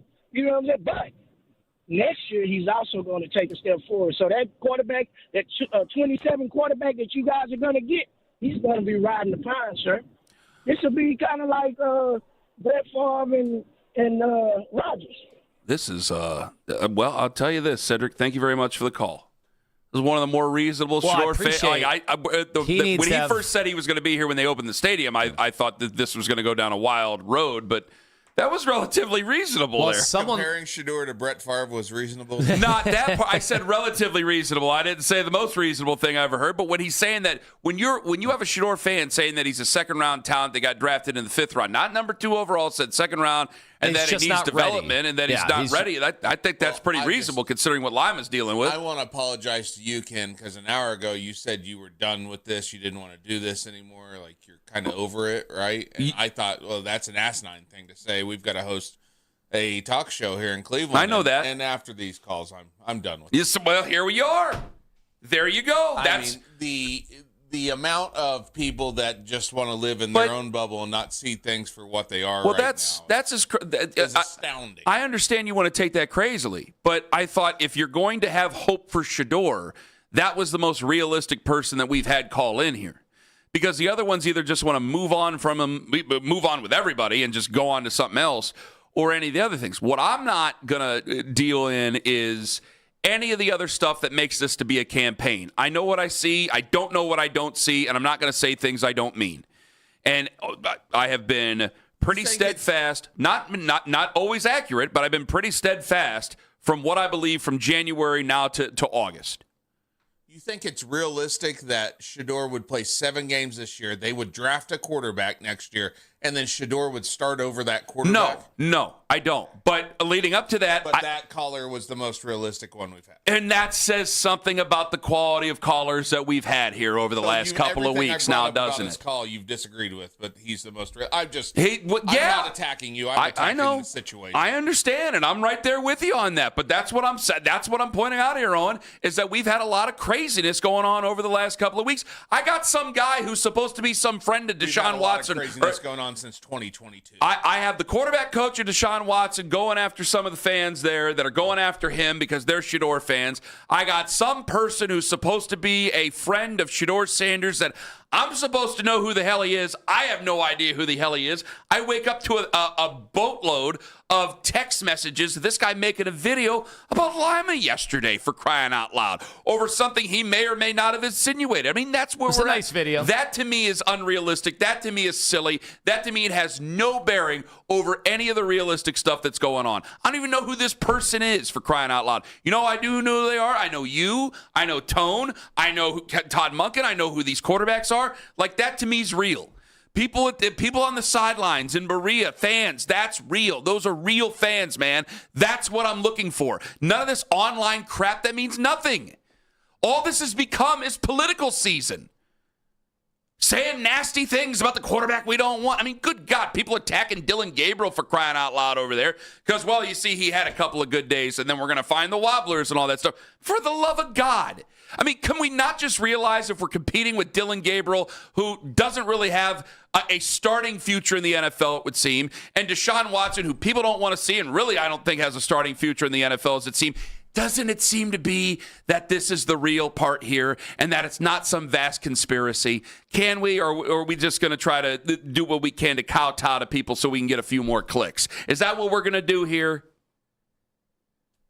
I know I'm not the only one who deals in common sense. You're dealing with it too over there, Owen. I think he tries to do it, but then again, he gets down in the muck with all the people on the internet, which I still think part of them are bots anyway.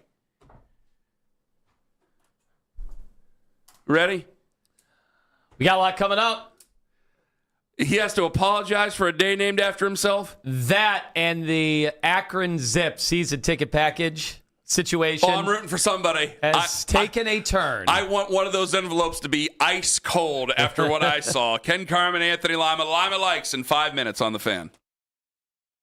Why listen to the game when you can feel like you're sitting courtside? It's time to draft a better sound system for your ride. At Summit Sound, we're a designated Alpine Style Center, bringing you the best of the best in car audio.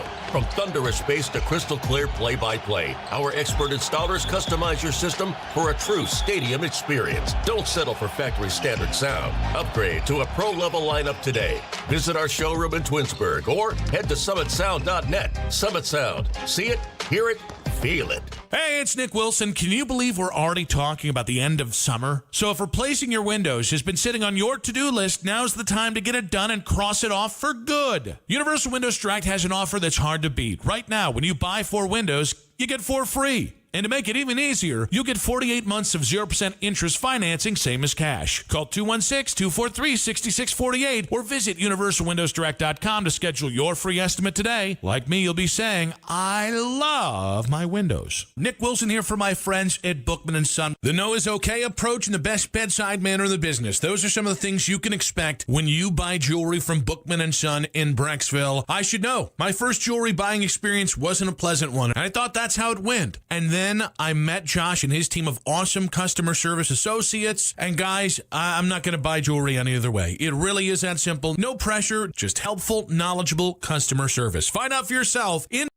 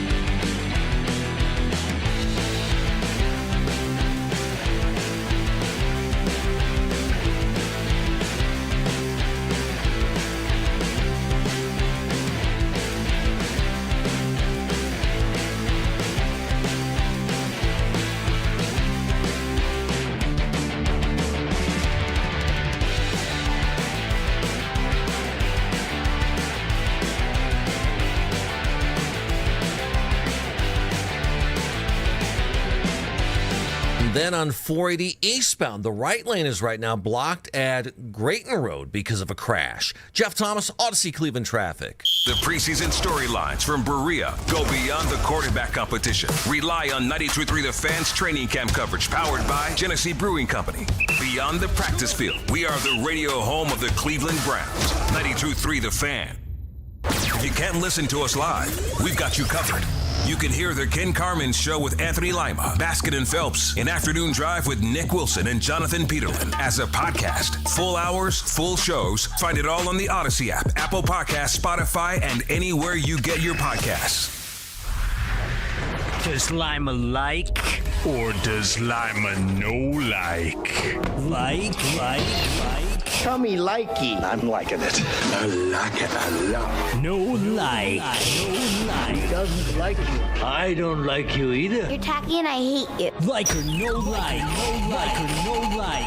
But I definitely knew what I liked, and I definitely knew what I didn't like. All right, this one is going to be under duress. Maybe Ken will explain later, but we start out with, unfortunately. Oh, that's right. John, come in here. This is under duress. You're going to have to go. Yeah, I got to get out of here for a second. Kenny I'll be has back. to go. We'll see you in a little bit. I have to take a phone call. I'm sorry. Is that what you're going to do in there? All right, the Guardians technically in 4th place. What happened this weekend? What is going on with our once proud lock of the century? We're going to the playoffs, 8 of 11 years. Cleveland Guardian baseball team. What happened, John? The bullpen is horrendous. The bullpen can't do anything. Who was it? Yesterday was a bullpen by committee day, right? Not on purpose. What happened? The rain, man. And then the Yoho went YOLO and went no. Not as in no hitter, as in not good at pitching. Not good. It was a total disaster, and so they've lost ground on the White Sox. Are we still certain they're making the postseason? They only lost one game. They did. Yes, they did. John, what do you think? It's just like I said it on Friday that this team needed to win this series. Like there's no positivity right now other than Angel Hanao, who looks absolutely amazing. He looks legit. Mm-hmm.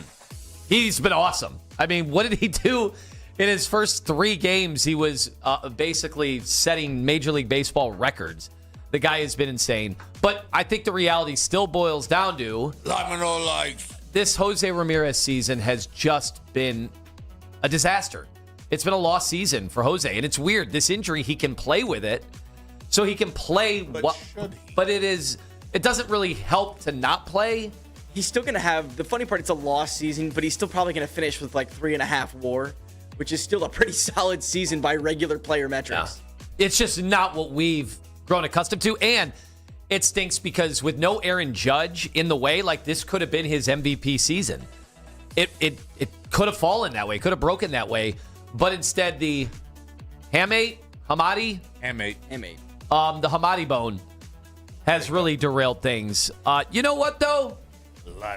We did have something good when it comes to baseball and on the baseball diamond this week. Folks, we had 3 staffers, not 1, but 2, but 3, get it over the plate. I mean, over the plate. Over the plate, yeah. Only one of them was really grooving it in there, and that was surprisingly Anthony Lima throwing the hard fastball. Everybody else kind of floated it. I think I clocked it maybe 32. 32 miles per hour. Good. As a guy who's thrown several BP sessions to 11-year-olds. You would know. You were in the low 40s. Oh, yes. That's actually my peak. We've gotten back to peak Lima. Anyway, great job by the team, the Crushers. It was absolutely great. We did the race, the grape race. Nick Wilson was fantastic on the call, revisiting his play-by-play days. We interviewed a legend in the bullpen who let us know that he actually has the Pop-A-Shot record right down the street. It was small-town baseball field, but it was packed. There was a ton of people there.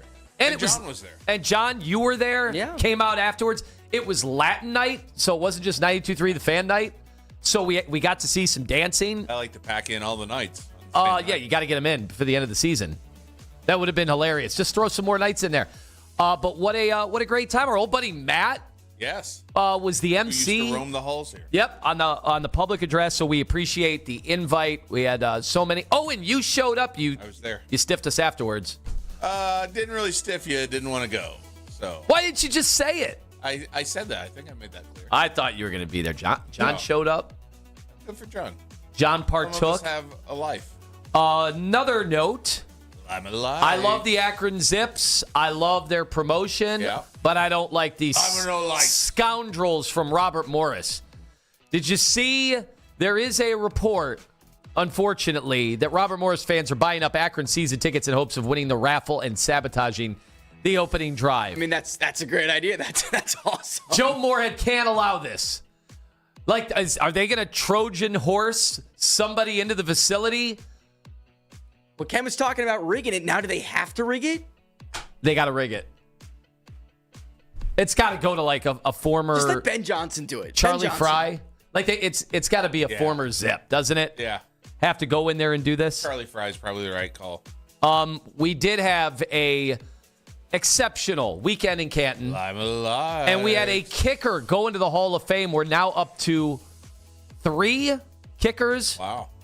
Jan Stenerud, Morton Anderson, and Adam Vinatieri. Only one Anderson, though. That's what amazes me. That Gary Anderson. Where's Gary going to get his turn? And was it Morton that missed that kick for the Vikings? I believe so. In the NFC Championship 99? game? Yeah, so that led to hilarity ensuing in Canton over the weekend. Listen to the speech. Hey, Pat McAfee's here in the crowd today. Great to see you, brother. The only person who enjoyed holding my balls more than my wife. Oh, come on. It's a family show.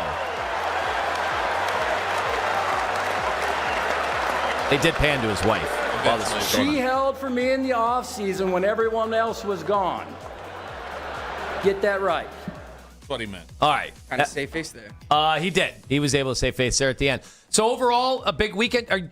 Are you guys as into the Hall of Fame? Obviously, Kenny, who was he grew up down there. He grew up there, and he loves talking about it so much. He left when we started talking. He left for the segment. Somebody got some spray anywhere around here? Well, he's on that phone call. Hall of Fame weekend. His second phone call of the day. Take you somebody like you. Yes, two phone calls by 7:45. How many people in the country have had 2 of those by 7:45? Read between the lines on that one. Lettuce, yeah. John, the NFL Hall of Fame. What does it mean to you? An outsider. I am mesmerized on the process, how you have to basically lobby for the player to get in. I think that's amazing. But I also think it was a farce this year because Bill Belichick didn't get it. Which was so bizarre. Yeah. I like that the NFL, it's the most money generating out of the professional sports leagues, right? Especially in America. They still spend most of their time presenting things on PowerPoint. They really do. Kyle Shanahan did it to get out of Cleveland. Yep. We've got guys doing it all over the place to get people into the Hall of Fame. Or It's to a keep Art PowerPoint Modell league. out of the Hall of Fame. So think about that. PowerPoint-based league. It always will be. I don't want to see any of this AI-generated video where you type in a few things and get a whole nice 2-minute video out of it. I want a guy up there with his microfiche popping it up, projected onto the wall. Amazing. Larry Fitzgerald got in. Drew Brees. There's a lot going on with Drew Brees. Larry Fitzgerald's pretty cool. Chris Carter inducted, Larry Fitzgerald was a ball boy for the Vikings. Yes. And then kind of full circle moment and all that. All right, John's been dismissed. Kenny is back in. God. Well, John, I didn't know John was standing at my post. He could have finished the segment. We're talking about Canton. Well, we're talking about the Hall of Fame. We're talking man. We're talking about one Hall of Fame, but will another Clevelander get into the Rock and Roll Hall of Fame? Maybe if he has an actual MGK day that can go down without a hitch. Unfortunately, weather intervened over the weekend. I know Kenny was devastated. He and his family devastated by this as the rain had to cut short what was I don't hate the guy. Another famed MGK day, and apparently he apologized afterwards. From the bottom of my heart, so sorry that the rain destroyed the equipment like that and stopped the show from happening. I was so excited about that set list. I'm so honored that so many people came from all over the world to my city. Honestly, the last 24 hours have been a dream come true. Even though a storm rained on our parade and destroyed all of our speakers and equipment and guitars and keyboards and computers. I'm so confused. This was an outside concert and they weren't prepared for elements? Apparently not. This wasn't a pop-up show that he used to do at like the malls. Well, even that had a roof over it. Right. I'm so confused how this happened. Yeah. It's like you feel MGK and his group would spare no expense. You would think, but He's going to build a skate park, though. Apparently He they- build a skate park. apparently he didn't. I saw a video. Okay. We did have a debate before the show about his level of fame. It always comes up. And then we were debating, like, who's more famous. And then quickly, was it you or John? It was young John. Yeah, John's like, then Travis Kelce. And I'm like, oh, yeah, I guess that has changed. Yes. In the last few Most years. famous Clevelander. That's what happens when you get married to Taylor Swift. That's it for Lima Likes. No, that's just fish in a barrel right there. That's the truth right there. Daryl Ryder going to join us at 8:20 this morning. Anthony Castrovintz, he'll join us at 9. Reporter, columnist, MLB.com. It's the Guardians season slipping away. They're in 4th place this morning in the Central. I heard about that in Lima Light. That's sobering. Oh, yeah, you said that in Lima Likes? I was on the You phone. were on the phone. Coming up in 5 minutes, I sure hope the Browns are paying attention to the Bills right now. Ken Carman, Anthony Lima on the Fan.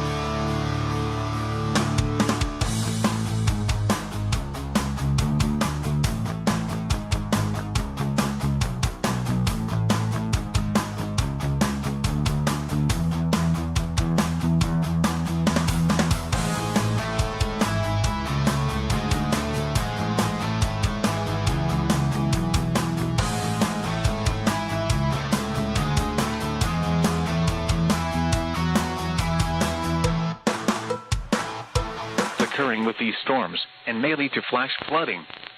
Do not drive your vehicle through flooded roadways. Repeating, a severe thunderstorm warning has been issued until 9 a.m. Eastern Daylight Time for the following counties in Ohio: Cuyahoga, Erie, and Lorain.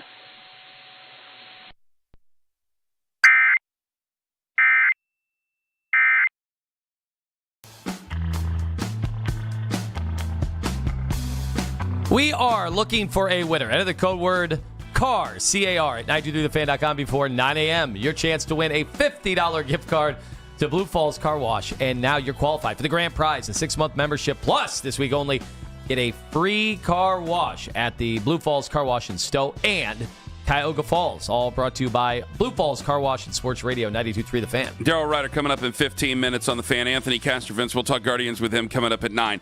I hope the Browns are paying attention to the Bills. The reaction to their opening day, where they had a team, like joint practice with their own team, a scrimmage with their own team, basically an event to open up the stadium, let the fans in, get a look at the new stadium, get a look at the Bills, those new alternate jerseys that are absolutely horrific and need to go away and never see the light of day again. And the reaction is quite underwhelming. First off, very steep upper deck. In an effort to keep the fans closer, they make it very steep. So you are getting on the face of the Matterhorn there. The video boards are too small, according to a lot of people there that saw it yesterday. Too small a video board. Does either of those two things sit with you, Tone, before I move on to the biggest one? But it's incredible. Of course, steep drop is not very good either, but still. Yeah, and I remember when Brown Stadium in 99 was rushed, they didn't have escalators to get to the top. So, people had to either take the steps or do those ramps that seemed to go on forever and ever and ever. And I think they fixed it like within 3 or 4 years. So you have those two there. The biggest one are the obstructed views. Mm-hmm. And I saw one from Buffalo Weather. I saw 4 of them. A couple of them are like the one, if you just have a wall or a speaker in front of you, I should say, that's one thing. To sit there with the obstructed view of the people walking up the steps right in front of you. Saw that one, yeah. Would be maddening. They'd have to treat it like a hockey game where nobody is allowed, while the game is going on, nobody's allowed to walk in front of you. For many years, we had tickets to the Hall of Fame game, and my uncle had them. And I didn't like the experience of people walking up and down the steps because that was an obstructed view. Now, that was a very old stadium. Yeah. Those seats are no longer there. They're brand new seats, and it's a totally different stadium in the same spot. But those were enough as it is. When there are people walking in front of you, that's worse than having a wall. That's worse than having like a part, like something stuck out of another part of it, or something like a speaker or something that's jutting out. Now, I imagine not everything is going to be perfect in any new stadium. I imagine that it's not going to be perfect in the new Brown Stadium. I do hope, Tone, that they're paying attention to such a thing, because some of those photos that you see, you can't see anything going on out there in the field. No, they're estimating right now that there could be over 1,000 seats that are obstructed in one way or another. They got to remove them. They just I'm can't. sorry, right? you just got to go. You got to remove the seats. And people, they legitimately paid.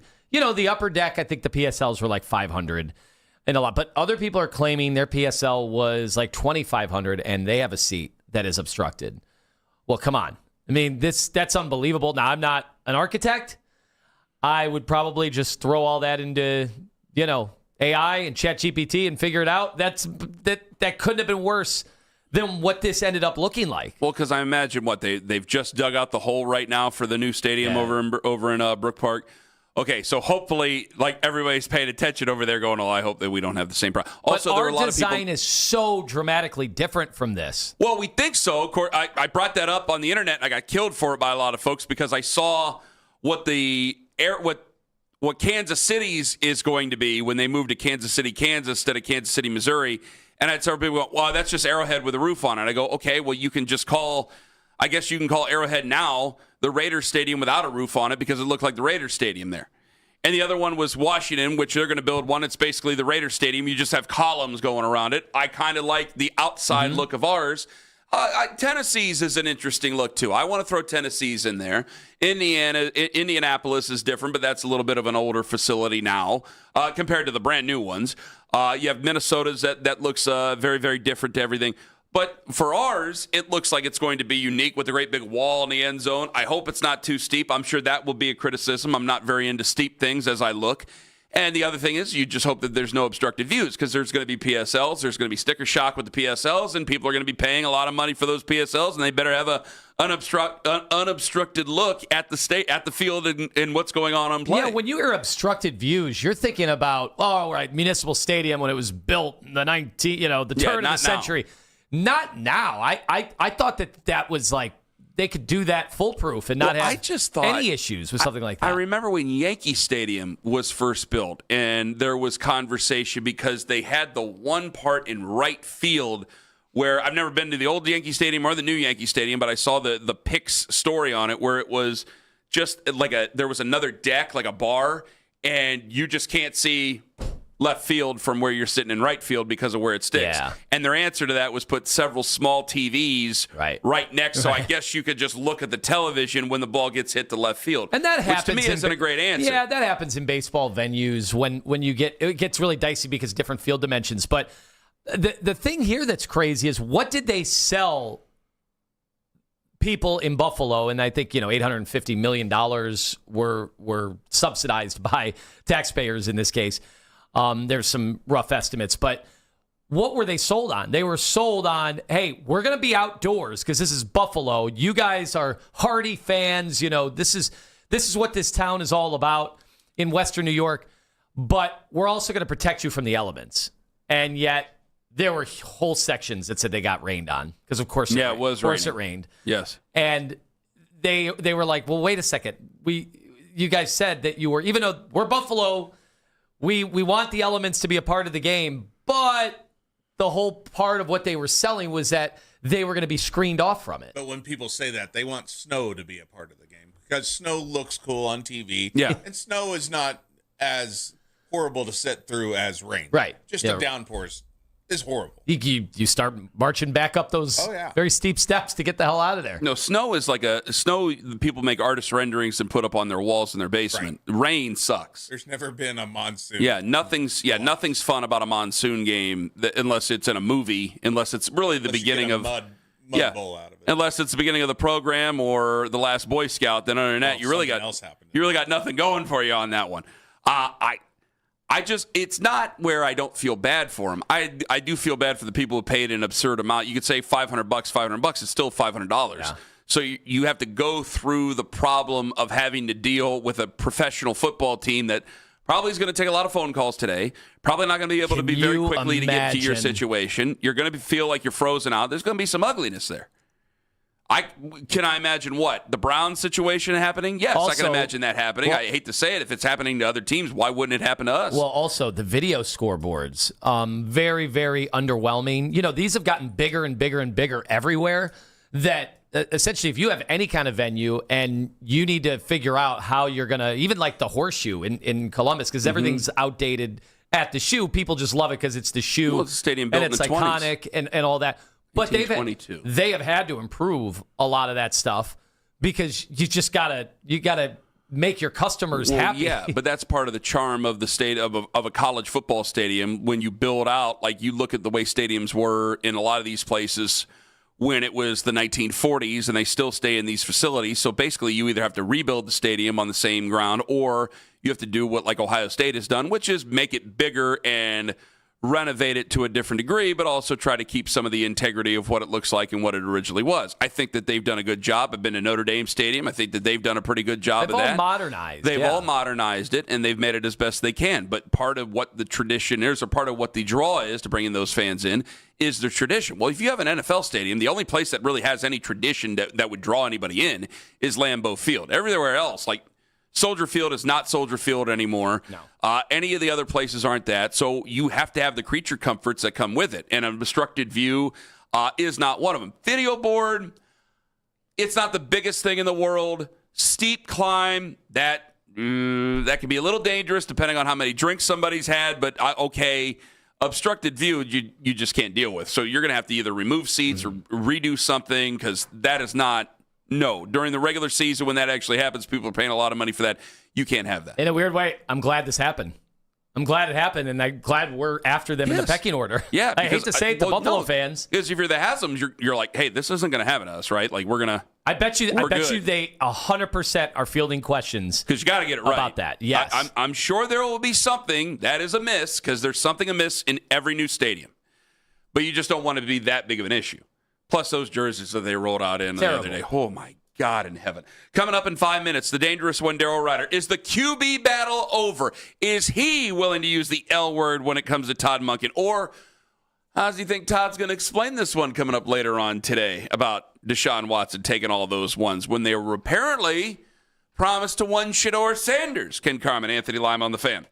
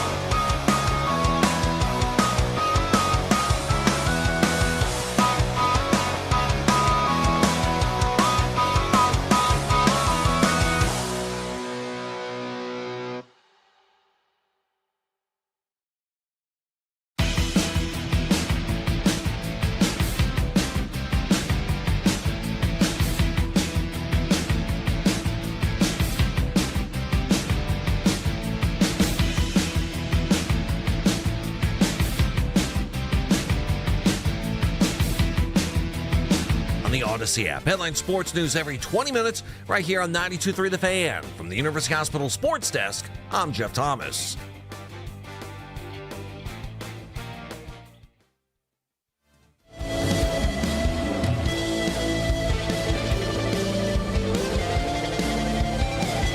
It's Monday. It's 8:20. And he's brought to you by who, Owen? Shive & Jewelers, Cleveland's premier jewelry store. It's the dangerous one, Daryl Ryder. Daryl, good morning. Hello, boys. Have we figured out who the starting quarterback is for the Cleveland Browns? I think I have. Who's it going to be, Daryl? I think it's going to be Deshaun. Oh, now why do you say that? Well, because there was really no reason for Todd Monken to make that change on Saturday. The personnel groupings, he's run with the starters before, so why did all of a sudden he need to see Deshaun back with the starters again? Why did he make that change? Why do you think he made that change? I don't. Well, also too, one of the aside from the length of practice, that was obviously a little different on Saturday. It was the longest practice of camp to date. Todd Monken said that he wanted to up the competitive stamina for the guys. Obviously, you got to be out. They're allowed to be out there for up to 2.5 hours. I think they were on the field for about 2:20 plus. But it was also the first practice where the defense was wearing the pullover net jerseys to simulate opponents. So I think that might be if that's where they're leaning, that might be the motivation behind it. Today, tomorrow, and then on Wednesday, it's Bears week. So now we're going to get a game preview week, if you will. So Wednesday, Thursday, Friday. So on the schedule, even though it's Monday, they're probably going to treat it like a Wednesday. Tomorrow will be a Thursday.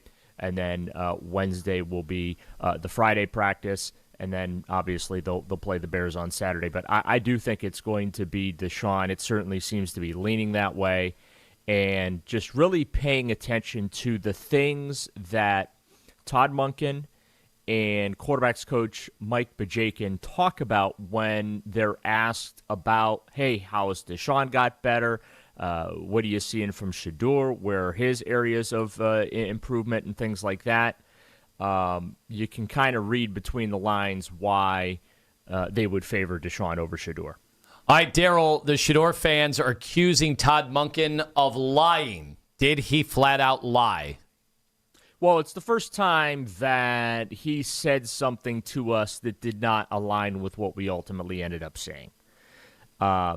Because he's been so open and honest about things, I'm going to give him a little latitude. We'll see what he says today. I'm certainly curious to hear the explanation today, hear what the plans for practice today. Look, if he goes back to Shedeur and then we get to practice and Shedeur is actually out with the ones, then I think the quarterback competition is still on.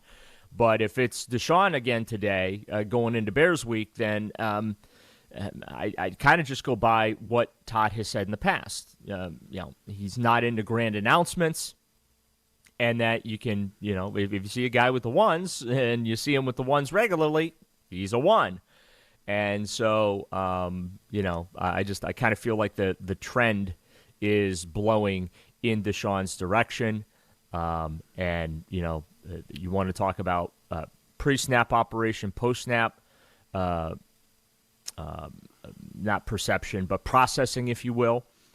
Those are all things that both Monken and Bajakin have talked about recently. Also, too, I think it was Monken that mentioned this on Saturday when he spoke about how Shedeur seems to have learned that throwing the ball away is a winning play. And you live to fight another down when it just isn't there, which is, in Monken's words, has been very hard for Shedeur because he's such a playmaker that he always wants to make a play, and sometimes the play you need to make is just throwing it away. And I found those comments to be a little telling and a little interesting too. It feels like, and this is my opinion, I feel like that Monken, being his first head coaching job at the age of 60, he might be a little more comfortable giving Deshaun Watson the job. First off, because he's the veteran, and yes, Shedeur Sanders has shown progress since Monken has gotten here. I think he's night and day a different quarterback than when he first we first saw him on a practice field over a year ago. But still needs some more time to develop a little bit, and maybe this will be Monken's way of kind of buying Shedeur some extra time. You start with Deshaun, and then if it doesn't go well with Deshaun, you can pivot to Shedeur midseason or wherever that ends up being. Well, the next question I was going to ask is realistically, what did they do with him? And it just said that, you just basically gave that answer because according to what I'm being told over there to my right is that if he doesn't get this job, there's several fans, and I don't think they're real Browns fans. I think they're fans of the quarterback that want Shedeur cut or traded and out of Cleveland if they feel that they've been lied to by the head coach of the Cleveland Browns. Okay, well, I'm sure Andrew Berry's phone will just be blowing up with teams willing to give the Browns first, second, and third round picks for Shedeur. So good luck with that. Well, that's a pretty strong thing to say there, Daryl. Well, but it's also accurate. No, it is accurate. That's true. It's accurate, and I talked about this yesterday on my show. I think that Shedeur Sanders fans live in a different reality than the rest of the world in some cases, and they take things to an extreme. If, I can sit for 9 minutes and 30 seconds, okay, and talk to you guys about how great I think Shedeur Sanders has performed in training camp, right? But if I spend 30 seconds pointing out one or two things that he needs to get better at, that I'm a hater, I want to see the kid fail, I'm against him, I just want to punch, you know what I'm saying? Which I don't understand because it's I don't either. Well, that's why I don't, and that's why I don't bother with those people because there's no reasoning with them. I totally agree. I told Lima, I just hit mute, move on with the day because I can only see what I can see. And to be frank, this is not a campaign. So I'm not going to get yelled at into the point of saying things that I don't believe about Shedeur Sanders or even Deshaun Watson for that matter. Because I don't make the decision and I don't help influence fans. I can help influence fans on how they may feel about something. I understand that there's a microphone in front of me, but there's no voting for the quarterback of the Cleveland Browns. Yeah, so I understand the reality of it, and you do too. Yeah, I mean, here's my whole thing, and this sounds very harsh to say, but it is the reality we're in. Deshaun Watson's not been good in this training camp. Yes, he's had glimpses. So is Shedeur. But if Shedeur can't beat out Deshaun Watson, can we all just take a step back from the emotions of our fandom or whatever it is that's going on and just think, okay, well, if Deshaun hasn't been that great, well, I don't know, maybe Shedeur hasn't been great enough if he can't beat out Deshaun. And I think that there's a segment of that fan base that can't bring themselves to have that conversation. It's all about you're a hater, you want to see him fail, you're racist, you're whatever. And that's just not the reality we're living in here. And that's just kind of how I feel. Deshaun hasn't been great. And if Shedeur can't beat out Deshaun, because this is a real opportunity. This might be the best opportunity for Shedeur Sanders to win a starting job in the National Football League. And if he can't beat out Deshaun Watson, well, you know what? Maybe he just isn't ready to be an everyday starting quarterback, or maybe he's not doing something that makes Todd Monken and the rest of the organization comfortable enough to put him out there week one against Jacksonville, because this is about trying to win football games, at least early in the season. That's what they're going to be about. And if Monken doesn't feel like Shedeur Sanders is the guy to help him do that early, he's not going to put him out on the football field. And he's also not going to put Shedeur in a position to fail. And that's another thing some of these fans think, that, well, you're just trying to make this kid fail. No, no. The Browns are not trying to make Shedeur Sanders fail, because if that was the case, they just throw him to the wolves. So, and I don't think that that's what they're doing. They do these perfect install periods. We see this pretty much every day, where you basically do the basics of a play. You get the call in the huddle, you line everybody up, you do all your pre-snap motions, your shifts, your formation, realignments, all those things. Snap the ball, they blow it dead, you move on to the next play. And I got to tell you, and this is both Deshaun and Shedeur, there have been many instances throughout camp, which, by the way, basic stuff, football 101 stuff there. There have been many instances in practices where Todd Monken has blown those plays dead prematurely because whether Deshaun's the quarterback or Shadeur's the quarterback, because things aren't the way that they're supposed to be. So keep that in mind as well. Daryl, has this been a fair quarterback competition? Yes.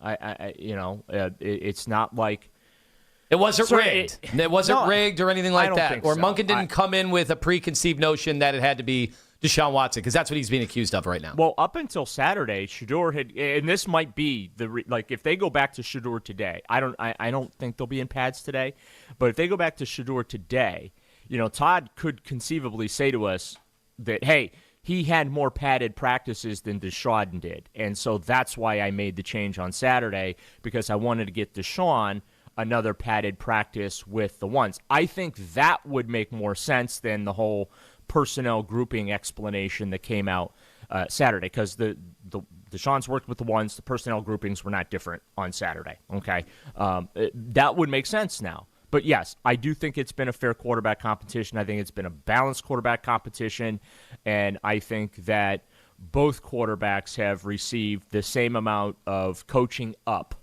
than the other one has too. I have not seen any favoritism in this thing, Anthony. Again, I know that's another narrative that's out there. I don't see it. I think Shedeur Sanders has gotten just as good of an opportunity as Deshaun. I think Shedeur Sanders shows the most upside between these two guys. I think Shedeur Sanders has made more plays in training camp than Deshaun Watson. But just like Deshaun, Shedeur has also been consistently inconsistent throughout. Daryl Ryder joining us here on the show. Your thoughts on Spencer Fano and Jared Verse getting into it? Love it. Absolutely love it. And those two guys have been working together behind the scenes. Verse has been working with Fano to get him up to speed. And I honestly think that was the most positive thing that could happen. Because right after practice, they were hugging, laughing, they were teammates again. I think that Jared Verse really intentionally poked the bear, if you will, during that practice. Fano reacted, and then after that, it got really super competitive between those two. Every time Fano got over on Verse and stopped him on a pass rush, he celebrated like he just won the Super Bowl. And I posted the video on Saturday of the final rep between them, because they became so much fun to watch the competition in practice between them. Verse jumped off sides, and Fano had nothing to do with it. He's just in his stance, and he celebrated like he had just, pulled off the heist of the century. So I think that ultimately was a very good thing, really brought out the competitive juices in Fano, and I think that was very, very positive. It's one of those instances where a training camp fight actually ends up being a good thing. Are we, on our defense, is Miles Harden our nickel, or are we kind of looking for somebody else right now? Yeah, I think that right now they are working through like that secondary depth for the Browns, and look, outside of Tyson Campbell and Denzel Ward, there are questions there. There's no question about it when you look at that secondary. Now, they've been playing really well. Well, I mean, obviously they have 17 interceptions throughout practice here, but I think, right now I have Miles Harden penciled in as the nickel, but I kind of feel like your nickel package in some respects could be that 3 safety look as well, with Delpit, Hickman, and Emmanuel McNeil-Warren when those 3 guys are out there. The depth of the secondary, if they're setting aside the whole quarterback thing, which I know dominates camp, and understandably so, the depth of the secondary behind Tyson Campbell and Denzel Ward is something I've been keeping my eyes on. But I will say this, that I like what I have seen. Trey Avery was in the other day in place of Tyson Campbell. There was a practice where, like, Denzel Ward, it felt like he was out there going against the threes. And now he got a little he's gotten a breather in camp and whatnot. So it really looks like Mike Rutenberg is trying some guys out, trying some combinations, and trying to figure out what that depth chart looks like behind the top two guys. But right now, for me, Ken, I do have Harden penciled in as your traditional nickel, but we'll see if that changes. Daryl, thank you very much for the good times. We'll talk to you at the end of the week. You bet, guys. Have a good week. The dangerous one, Daryl Ryder. Who's he brought to you by, Owen? Carman Jewelers, Cleveland's premier jewelry store. We talk baseball with Anthony Castrovitz coming up at 9:01. Is the season slipping away from the Guardians as we wake up this morning and they're fourth in the American League Central? And in 5 minutes, you know how I know I'm right? Look at the area codes popping up on the phones this morning. Ken Carman, Anthony Lima, live on The Fan.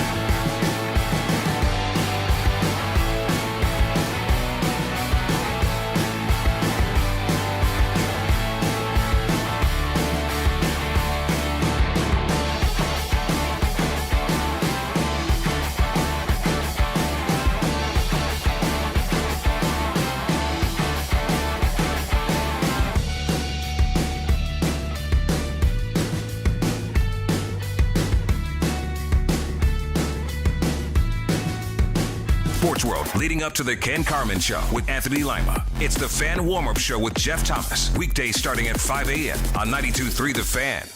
Training camp coverage powered by Expert Renovations and Consumer Tire. 92.3 The Fan. I think that Shedeur Sanders fans live in a different reality than the rest of the world in some cases. They take things to an extreme. If I can sit for 9 minutes and 30 seconds and talk to you guys about how great I think Shedeur Sanders has performed in training camp, but if I spend 30 seconds pointing out one or two things that he needs to get better at, I'm a hater. I want to see the kid fail. I'm against him. And that's why I don't bother with those people. There's no reasoning with it. Exactly why. I love being interactive. I love talking to people, shaking people's hands. We went to the Crushers game on Friday, had a remarkable time, even though I sweat my ass off running around shaking people's hands. Tone, you got to throw out one of the 3 first pitches that we threw, which are about 9 or 10 altogether. So it was like I threw about the 5th they really ceremonial first pitch and that whole gaggle. So I threw out the 5th pitch instead of the first pitch, but Nick, by the way, threw the best. Yeah, he did. Threw the best pitch. He did, I thought Anthony threw hell of a pitch. They wouldn't let us stand on the mound. The worst by far, Ken. Well, that's fine, but they wouldn't let us stand on the mound. I asked, and they were like, "No." Comments about that too. And for a second, I go, "What are they going to do? They're going to throw me out of here?" And I'm like, "No, just this guy is just trying to do his job. Just stand where." People commenting on why you weren't on the mound, specifically my 2 boys. Yeah, they won't let us. Your they 2 boys. They were like, "Why are these?" Wimps, that's the word they use. I decided to follow law and order and stand where they told me to stand. And I asked him. He said, no. I'm like, okay. Because for a moment, it popped into my head. You going to throw me out of here? Is that it? Because I stood up on your mound that doesn't have actual dirt on it? That mess up your rubber on the fake mound? Better than that, it was a great time. People were super nice. They were wonderful. I got to talk to everybody. We got to do a ton of stuff in between. I don't know how many pitches I saw, but I got to talk to a lot of people. We did 2-second trivia. Yes, we did. There was no winner. There was no winner. And we ran out of time. I loved how you went to the lightning round and they just went to baseball, get off the field. They went, goodbye, we're done. Yeah. Unceremoniously kicked out of Tone that. wanted a winner, like, we're not getting a winner. And then we had I think they just froze up. Yeah, then we had that race. I said Nick did an outstanding job with the play-by-play. Yes, he did. For the race. That was a good time. You interviewed the guy out in the bullpen, and then I came in and I did YMCA with you guys on top of the dugout, which you had to pull me up to the top of the dugout because I went up there and I go, I can't get up here. Yeah, there's no way. steps. Nope, there was no way. You just kind of got to do it. So you just had to figure it out. But it ended up being a good time. And then one thing I didn't know is that, and it's pretty common sense, and I failed to actually know this. What? They probably thought, why would we have to tell you this? You got to ball up the T-shirts before you throw them. Yeah, you do. Yeah, you didn't ball it up? Mine made it about 1.5 feet. Now you learned yourself a valuable lesson. Being a person that works in the live game industry, right, and when it comes to crowd events and things like that, they actually have a folding party about an hour before the game. I don't That's participate. fun. I'm not part of that. I didn't know that. That's kind of They fun. all get together and roll the T-shirts. I mean, if I had to do it every game, I might not have so much fun, but that seems like a nice thing. Anthony Castrovit's going to join us at 9. But, yeah, we had a great time at the Lake Erie Crushers. We thank them very much for their hospitality. And all the people, Christy and Keith and Christy's husband. I mean, everybody who was there, Jeff, it was good. Dustin, everybody had a great time. By the way, I have to say, you know who we saw? A blast from the past, Bob Karlovic. Bob Karlovic, yes! I could not believe it. Yes! I was so excited to say, I can't believe I actually get to meet you. I've been Facebook friends with him for years. I got to talk to Bob Karlovic. And all I could think wonderful. In my head for the next 10 minutes was Jeff Sindelar going, Karlovic! Karlovic! Late great Jeff Sindelar. It was wonderful. Mm-hmm. I mean, we were talking about the old days of I was like, Bob, I've listened to you for a very, very, very long time when I was very, very young, and I love you. And the two dudes, are they security guards at Grafton? Yeah. I don't know if we're supposed to bring that up. Okay. But they worked there, and they were wonderful. There, yeah. They were wonderful people. Anyway, so Castrovit's coming up at 9. I have to say this. I know I'm right. It's an observation that you, John, and Owen had, and I went, yep, that's a good point. I'm writing that down. This whole quarterback fight, where are we getting most of the calls from today? Outside of Cleveland, Ohio. Where are we getting most of the tweets from today? All over Texas and a lot of Atlanta. I mean, I try to write down just about every call. Like the person, just for reference, and we want to play it back, whatever.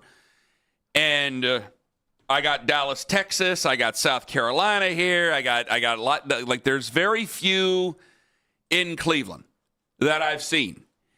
And I think that most Browns fans, no, I don't think that most Browns fans want to see Deshaun Watson. I think most Browns fans are like, hey, you know what? We'll accept what's given to us. We'll see where it is. I think that they'll boo Deshaun Watson if he does poorly, but I think they'll boo anybody if they do poorly. And so if Deshaun Watson goes out there, yes, I think that they will be angrier towards him than they are with other quarterbacks, clearly. But if you go out there and you suck up the room, they're going to boo you anyway. So that's Shedeur, that's Taylon Green, who I'll talk to tonight on the Cleveland Browns preview show as we get ready for preseason game number 1. Wonderful young man, and I mean that sincerely. Awesome young man. Hard not to root for him to make this squad. Dylan Gabriel, everybody. It goes for everybody. And I think that for a lot of us, maybe they've just taken my tack to it. Like, hey, if you guys do well, great. If you don't do well, I know why you made the trade. Let's see if we find any gold in these hills this year. And if you don't, I'll see you at the draft in April. That's not a nasty thing to say. I'm not trying to be dismissive towards anybody who's playing for the team and trying to find a role. I hope we find many, many players who find a role. I hope they win every game they play in.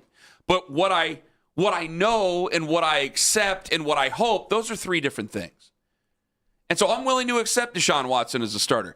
You wanted the coach fired. You fired the coach. They got a new coach. He's going to make his decision. And if he makes the decision to start Deshaun Watson, okay, let's see how she floats. And if she doesn't, I'm sure Deshaun Watson will be put out. And here comes Shedeur Sanders, and we'll see him get his chance. Because I don't think we're playing with just one quarterback this year. I imagine we'll probably play with 2 or 3. Or 4. Am I wrong? The way things have been going. Exactly. So I think that he'll get his chance. Well, I don't think it's the end of the world for Shedeur if this doesn't happen. But the only people who seem to be worked up by it are not like Bob in Mayfield Heights, who's been a Browns fan and been listening to us years ago. Well, I think they just have low expectations. Yeah. Like, they're not upset. They just accept what it is, and this is the way it is. But the ones that are truly upset, getting a lot of calls from Texas, getting a lot of calls from California. Like, it's different. It's different. And I think a lot of Browns fans are just like, all right, let's see what happens in the preseason game, then we'll go from there. Am I wrong? No, you're exactly right. It's just that feeling from them that they've been wronged, that he's been wronged, that he's been lied to, that they've been lied to. I can't. Why? What was wronged? Well, last year they were lied to about a quarterback competition. Yeah, there was none. I mean, they flat out were. Yeah, that's true, but I just don't. So they don't trust the Browns. Even if they thought it was a Stefanski thing, now you're starting to see the erosion of trust from a new head coach. Yeah, well, I'm a Browns first fan, and I don't always trust the Browns, but you wanted it, you got it. You got a new head coach in there. He's going to make the decision that he deems best for the football team. And just because you might not like that decision, I might not even like that decision. I want to see Shedeur Sanders start. I don't think that they're putting the boots to Shedeur Sanders.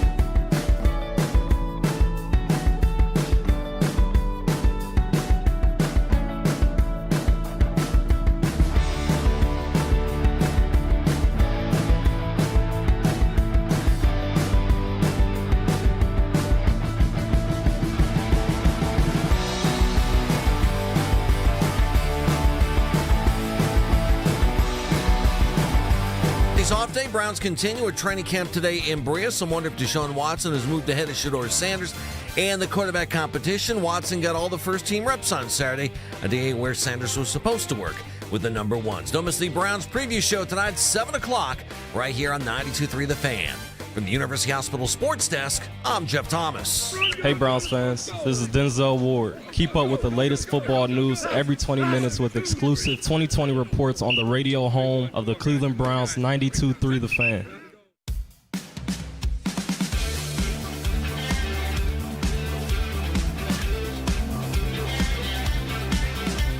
Do you feel lied to by Todd Monken? Well, that'll come up at around 9:25 this morning, but the Guardians are playing like hell right now.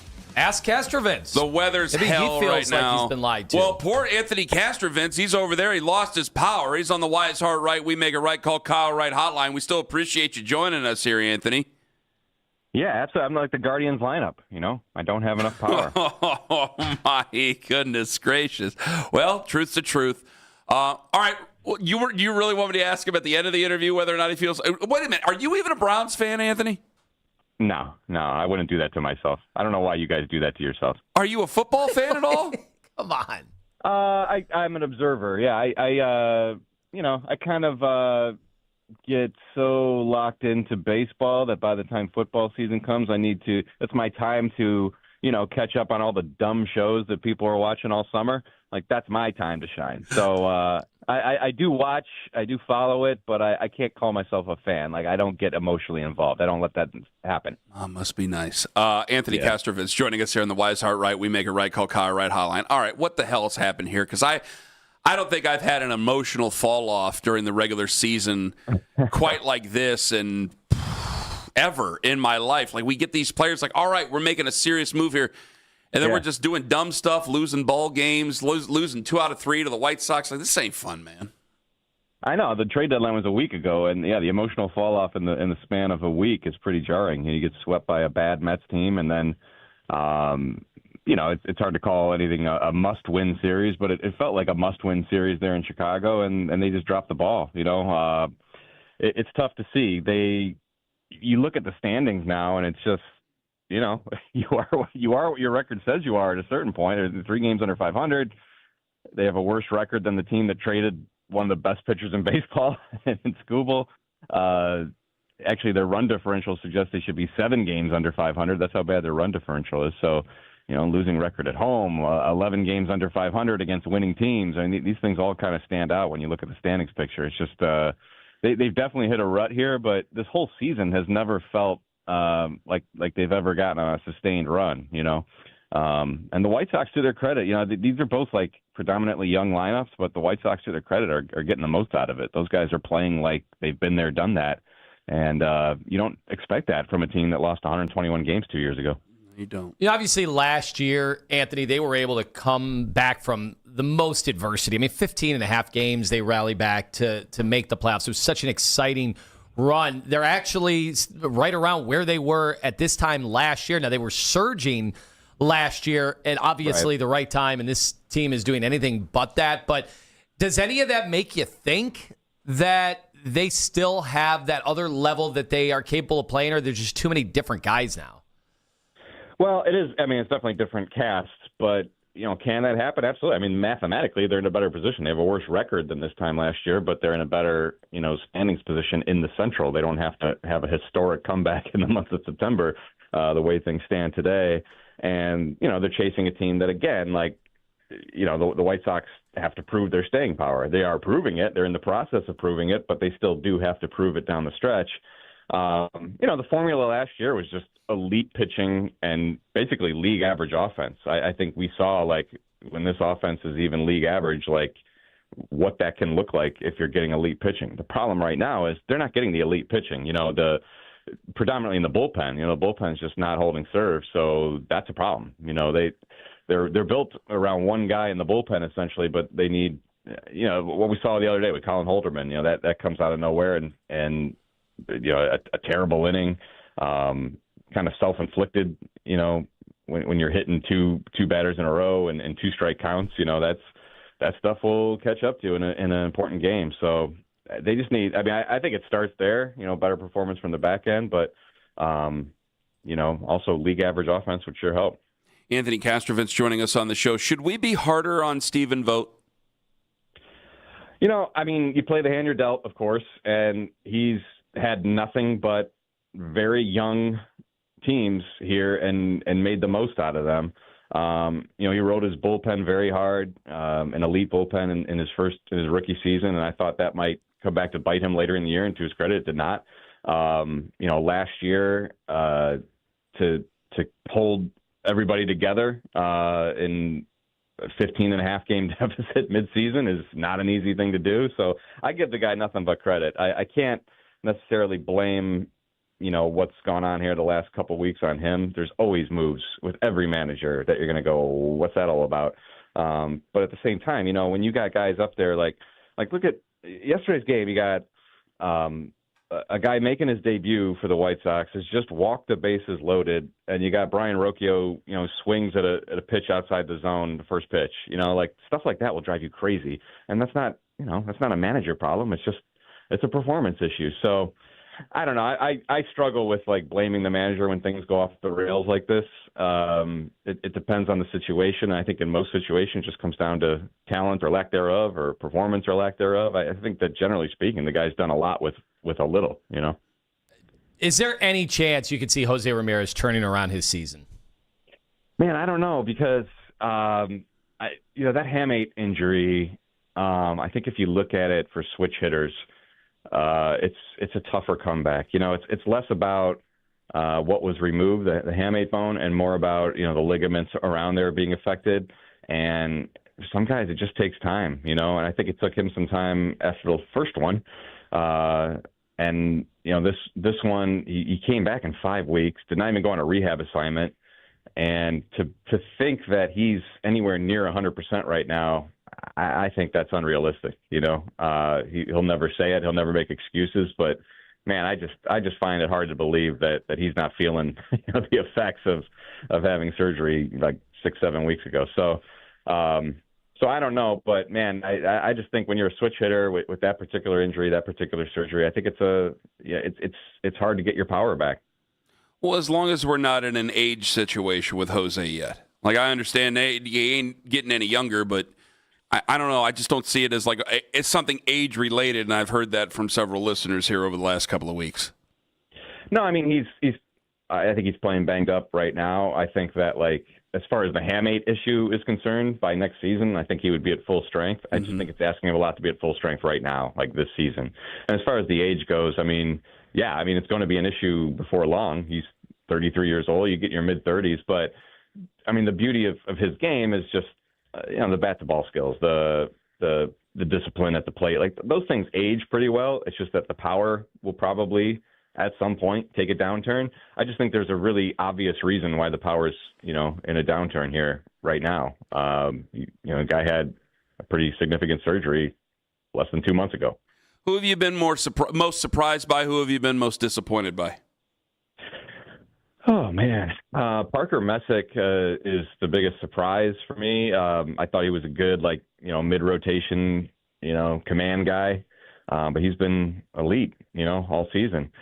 Most disappointed was probably Manzardo. Just you always know that there's going to be a sophomore adjustment. But that guy was really just, a solid regular last year, and he really took a downturn. I actually liked how they approached the trade deadline, where nothing was guaranteed to someone like that, where it's you still have to prove yourself at this level, so they send him down. But yeah, that was obviously, for a lineup that desperately needs, balance and power. To basically lose that guy, essentially, to not have, for him to be a net negative this year was a big disappointment. What led to that downfall? I don't know. Again, the league does adjust to you. But I thought that guy had, and I'm not burying him. This is not an obituary I'm writing here. I'm just saying, as far as what happened in his second year, I thought I thought his plate approach, his swing mechanics, all that, would prevent, a collapse offensively, I guess you could say. And he does have stretches. He had a stretch just before he got sent out where he was, contributing. So it's still in there. But you asked me what's a disappointment. I think that's had a huge impact on the lineup. Obviously Jose is not having a Jose year. Manzardo's performance, Fry's performance. I mean, these things like change the outlook of what this team was designed to be. And, at the end of the day, I mean, it's hard for me to point fingers at, like a hitting coach, a manager. Like, I don't think this team was very well constructed going into the season. I think it was relying on a lot of youth. They knew their offense was not good enough last year. They didn't really address it. And there's reasons for that. I mean, the market is the market. You can't force a market that's not there. But when you see a division rival get Munitaka Murakami for, the whole industry kind of turned its back on that guy. And he was a godsend for the White Sox, and there were big swing and miss concerns with him. I mean, you could pick apart players in the market left and right, but the White Sox took a swing, and to their credit, it's worked out exceptionally well for them. The Guardians don't really make moves like that, So that's been a huge difference maker this year. There's no getting around it. Anthony, who is the real Stephen Kwan? Because these splits are all over the place, from borderline doesn't belong in Major League Baseball to hitting 400 over the last month. Yeah, I saw that Steve Stone clip getting play over the weekend where, it was definitely funny. He's talking about, you can't be swinging for the fences, and then boom, the next swing, he hits one over the fence. But Steve was right. I mean, that Stephen Kwan's game needs to be just, get on base, make things happen, and play elite defense, And there's no doubt in his career, in the last couple of years, he's been guilty of, trying to adjust. It actually worked for him, for a stretch, at the start of last season. But, it's tough, man. When his profile is not that. It's not home runs. It's never going to be that. And you can understand the lure of trying to generate more power and being a more complete player, but especially in this lineup, like that's the problem. Like, you put Stephen Kwan in a lineup with some sluggers behind him, he could just be what he is without worrying about being anything more than what he is. But in this particular lineup, you can understand the temptation to kind of change your game, and we see the results of that. I mean, he goes from a very, an all-star, a player who can help you defensively and get on base, to one of the worst performing regulars in baseball at the plate. So he just needs to stick to his strengths and ignore all the noise and ignore, frankly, the rest of the lineup, because, they're always going to have power concerns, but if he's on base, it's a better lineup. It's just that simple. Anthony Kastrovitz joining us on the show. It's very hard not to bring up the potential lockout, or it seems to be the inevitable lockout here. With the moves that they made, say that there is a lockout of 6 months, something like that. Maybe they start playing in July. How does that affect what their future is with the young group they have now, and with their icon who is over 30? Yeah, I mean, it's going to affect every team. If we lose games, and yeah, they're so weighted towards Jose Ramirez that to lose any time in Jose Ramirez's career, we already lost more than half a season in 2020. Mm-hmm. I think we're going to look back. It's going to be interesting to look at how that affected certain guys, career totals, like the Mike Trouts of the world, to lose most of a season like that. And now if it happens again in a lockout situation, no, that's not good. That's just not good. It's not good for anybody. But, the bigger picture here is where we come on the other side of this. If we have a cap and a floor, I think that's a great thing for Guardians fans. I really do. I've yet to hear an argument why it would be worse for fans of small market teams. Like, I get all the arguments against it in terms of, billionaires pocketing money and players not getting their full value. But at the end of the day, we're talking about the top 1% to 2% of baseball players who will still achieve generational wealth, and for the benefit of millions of small market fans who are looking at a system that is frankly stupid. Like, it's just absolutely stupid that you have a team with $1 billion in revenue competing for the same trophy and the same players against teams with, like a third of that revenue in an open market where there's no cap on spending. Like, it just doesn't work at a certain point. The math has just gotten so out of control in terms of discrepancies of revenues. This is not 1994. We're in a very different environment in terms of the revenues. The TV structure has completely changed, with the fall of the RSN. So it's just a different economic environment. And while I understand all the issues that people have with the idea of a cap system, I also understand, we need a floor and a cap, and we need just a more level financial playing field in a sport where the disparities have just gotten out of control. Anthony Castrovitz, find him on Twitter at Castrovitz. Anthony, thank you for the time, brother. Absolutely, guys. Thanks for having me. He's on the Wise Heart Right, We Make It Right, call Kyle Right hotline. One little thing to follow up on that about Stephen Vogt, and it's hard to believe Monken is a liar when you've already been accusing everybody of lying. Ken Carman, Anthony Lima, take us with you to work on the free Odyssey app.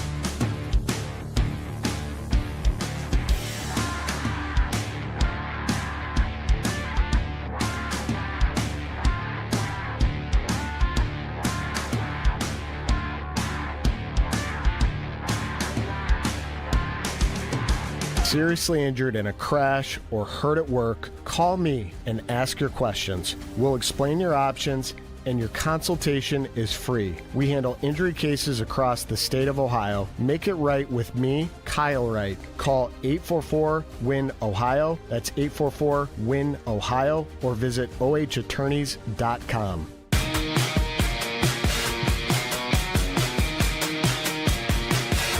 So Todd,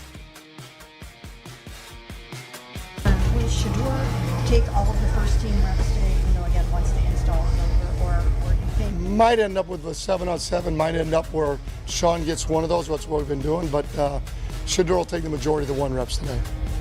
Uh-oh, and then he didn't. The lie detector determined that was a lie.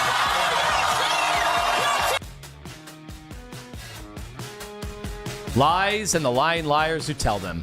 You read that book. I did. You probably own that book. I memorized it. Coming in hot Friday at 9:45. Hopefully this week's will be better than last week's. We might oh be my done. God, what a terrible coming in hot on Friday. I had people reach out to me over the weekend to talk about how bad of a segment it was. Lie detector determined that was a lie. What, that the segment was ever good? Well, it's hard for me to call Todd Monken a liar when, see, this is my issue. How can you lie about your opinion? If you don't think the guy's good, or you do, how can you lie about your opinion? That's my issue, is that when you call people liars, and it's like, Ken's lying. I'm like, not lying, it's my opinion. Well, this is a lie, that's a lie. When everything's been a lie over the last year when it comes to Browns quarterbacks, they can't all be lying. Now this, maybe he did have plans. I don't know. I'll give him the right to defend himself or explain himself later on today. Do I feel lied to? I don't know. He's a head football coach in the NFL. I'm sure there's been plenty of times I've been lied. We've all been lied to many, many times over. How do I just say, you're a liar, you're a liar, you're a liar, when I don't know the full context of everything just yet? Do I? I don't think I do. He said he would get the reps. He didn't. Was there a reason behind that? I'm not sure. I'd like to find out from Todd later on today. I don't think anybody disputed the truth of it until Mary Kay's report came out that I'd like to know about that. Actually knew about 45 minutes before Todd said that to the crowd. Yes. Now he reserves the right to be able to change whatever he wants. We all understand that, right? Right? We all agree? But that would take a time machine. Can I ask you a question? Weird question here. Who's the quarterback's coach? Is it Mike Bajakian? Yeah. All right. Just making sure. Bajakian. Yeah. So is there a chance he told someone, I'm guessing QB code, but whatever.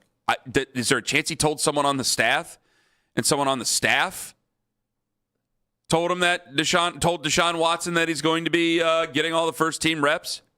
Or did he, was he thinking about getting all the first team reps? The more I say, the more I'm like, oh, you're giving them outs. Don't be giving them outs. I want to know the absolute truth, but we won't. Yeah, at the end, I don't know that it matters if you believe him or not. Yeah. Or if you care if he lied or not. I think I should put it that way. I don't think it matters if you care or not, but I think we can all at least come to the same conclusion that the assembled media was told one thing, and then we found out later that the thing that they were told was not exactly what the quarterback, at least the one quarterback that ended up starting the day. Would love to know what his thoughts are on this. And, of course, if he was available today, he would be asked about it. And you know how that goes. So I just want to know, if Deshaun Watson gets the starting job after all, can we officially be done with stupid quarterback trackers, or are we going to continue that into the future? No, I think you add to the stupid quarterback. No, hold on. Okay. Well, I thought that they were very important. It's one facet of the quarterback competition, right? I always used to say, Coach Riz has been on the air and has talked about context, and everybody has kind of used that as a buzzword. Mm-hmm. But Deshaun Watson throwing bad interceptions and then seeing the tally, and then it matches the eye test. These are terrible decisions. This is a bad pass. That one sailed on him. Okay, so that's an instance where the tracker matches. But if Shedeur's not throwing the ball when they want him to throw the ball, or just not getting rid of it on time, all right, he doesn't have an interception, but it's a bad rep. Mm-hmm. So is it as bad as an interception? I mean, it depends on the actual drill, right? Yeah, it depends on what you're trying to accomplish in the drill. because we've seen him shut down drills early because he didn't like what was going on, or I should say periods early because he didn't like what was going on there. We've seen every pass. Told you exactly what he thought of both quarterbacks, but that's thanks to all the reporters that are there, mostly Cam Justice. I'll give it up. Cam. God damn it! I got water here, and I'm supposed to Cam Justice. She has shown every throw by every quarterback, and some people are not going to like this. But the one who has like the actual best ball, to me, has been Green. Well, his release a little weird. It looks like Evan Mobley's jump shot right now. I will say, I'm going through it right now. Psycho. Well, I'm looking at it right now. Psycho, guys. Next thing you're going to tell me is he put on 20 pounds this offseason of muscle. It looks like it in the one photo. They all have. Go ahead. What were you going to say? We'll get to Evan Mobley's shot on Twitter. No, we don't need I'll to be go. breaking it down on Twitter. But the thing about the to me the best thrower of the football. Now we don't always know where the ball's going, which is kind of important in the NFL.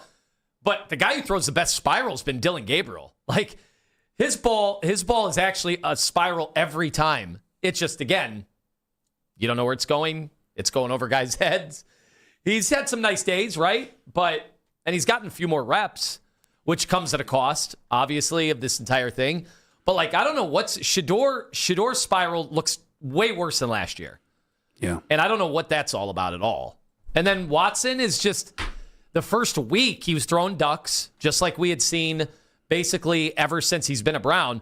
And then those last 2 days, like, he has looked, not going to say vintage, because that's ridiculous, because it's not real defense. It's not, one of the practices wasn't even in pads.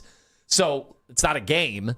So you got to keep that in mind. But it's looked like what I would expect a guy that had that capacity. I guess the question really should be is exactly what you said. Do you care if you were lied to? Because I think they've tried to make it as fair as they could, as long as they could. But we're getting ready to have a preseason game here. And you remember, Todd Monken, I didn't say, and I didn't put words into his mouth, and I know he kind of walked back those comments. Did he or did he not? I just want to make sure. He did say he'd like to have a starter by the time training camp started, correct? He said that in, January, February. A long time ago, yes. Like at the combine. So this is what I'm saying. Why do I bring that up? Because he's had that in his head. He don't want to be goofing around during training camp after they install, which they did last week. He don't want to be goofing around. Well, is so-and-so the quarterback, or is the other guy? That he don't want to be messing with that stuff. He wants to pick a guy and go. He understands that the successful ones make their decisions and they go because they have to give them time to rally around them. And he's had to push that back, which to me means that Deshaun Watson has not been overwhelmingly successful to him throughout this entire offseason. Am I wrong? I don't think I am on that. So now we get to training camp. I think that he's always been fighting against his own clock. Like, hey, we got to pick quarterback. We got to get going. I got to have a number one that my starters can rally around and go after. Because I know that this team isn't expected to do very well. And I guess I could sit here during a break. I do think a lot of starting spots are spoken for. So if he has a starting 53 that he has up in his head, or I should say 46 and a starting 22, well, then he has to find somebody that he thinks are going to rally around and try to go out and win football games. So he's got to be, if he said that earlier, he's got to be in a hurry, Anthony. I do think there's an out for this week. He could just say today when he talks to the media, what time are we looking at? 12-something. 12:15. Okay, so we'll carry that here live, obviously, on 92.3 The Fan. So stay tuned. But his out today is, we are treating this like a game week, and this is going to be Deshaun's start this week. It's going to be Watson's start this week, so he will be getting, the majority of the first team reps. That's how this week will be classified. Does that make sense? Yeah, but when I he doesn't have to say he won the competition or anything like that. It does make sense, or he could go right out there and go, you know what, plans change, and I'll have to deal with it. I'll stop and pout and moan, and I'll have to deal with it, because he could just say plans changed. Practice schedule change, whatever it might be, and then we'll find out. Because if Deshaun Watson goes out there on Saturday, if he's starting on Saturday, we don't know for sure yet, and he goes out there and he sucks up the room, we're going to have our responses to it. And then maybe it'll still be open. But I have to imagine he wants to make his decision as soon as possible, like every coach would want to, because you're getting ready to play for keeps here in just a few weeks. And I think that a guy would naturally be more likely to go towards the veteran. When we talk about, you could talk about stupid charts and all that other stuff you want to, fine. But, when Nathan talks about a couple of weeks ago, and I know he got smashed for it on the internet, and without, he shouldn't have been, but he did. When we're talking about getting in and out of the huddle, you got a new offense. You got young guys on the offense, and by the way, you're going to have 5 new offensive linemen. Pretty important. Pretty important to get the information over to your guys that are in your huddle. Maybe, and honestly, with the rest of the players that are playing there, maybe it's the most important. Maybe that's why Dylan Gabriel has a conversation here last week that I got killed for. If you're able to get the information out and tell people what to do and then correct people on what to do, you're going to have a chance to do that. Or you have a chance to be a backup in this league for 1,000,000 years. And what were people saying about Dylan Gabriel after he got drafted? Oh, he'll be a 10-year backup in the league. Just getting the information to a young, struggling football team seems to be half the battle. Yeah. And if one's getting them in and out of the huddle even a little bit better than the other, then he's going to have the upper hand. And then once things, if they go awry, then we'll play the other fella. And then if things go awry with him, we'll play another fella. Because that's the way things are done here in this year. And I buy the logic behind all of it. I don't need to act miffed and upset that Todd Monken said one thing and ended up doing another. I don't know exactly what had happened. We'll find out later on today. And we'll react to what he says. Whether or not you think what he says is going to be Bolsheviks, that's we'll find out tomorrow. 216-474-0092. All right, if you're there, I'm going to get to you guys on this. Do you even care? Do you even care if you were lied to? Because I'm like, meh. The truth will come out eventually. And I think compared to other quarterback competitions we've seen in the past, quote unquote, I think he's being as fair as he possibly can be. Sure as hell more fair than what it was last year. Am I wrong? I think I'm right on that. Ken Carman, Anthony Lima, Fat and Thin in the Morning on the Fan.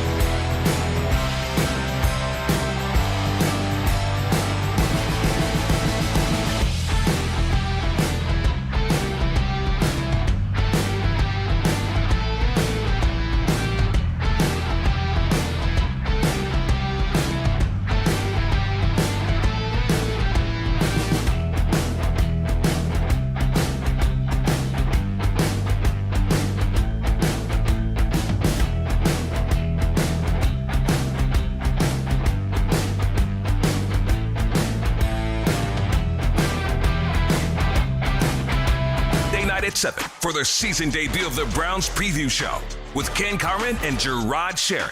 This is the radio home of the Cleveland Browns. 92.3 The Fan.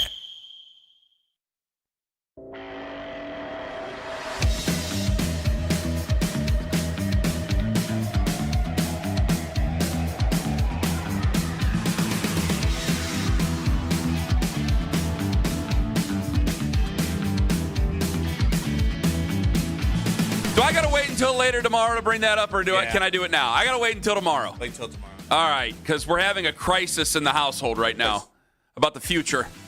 I got to derail you real quick. What? We got to talk about that tomorrow for sure. Okay, I'll write it down. Anthony, where the hell is my Cavs update? Brought to you by Surfside Hard Iced. I think he gave it to you with Evan Mobley's shot on the internet. I can tell you this.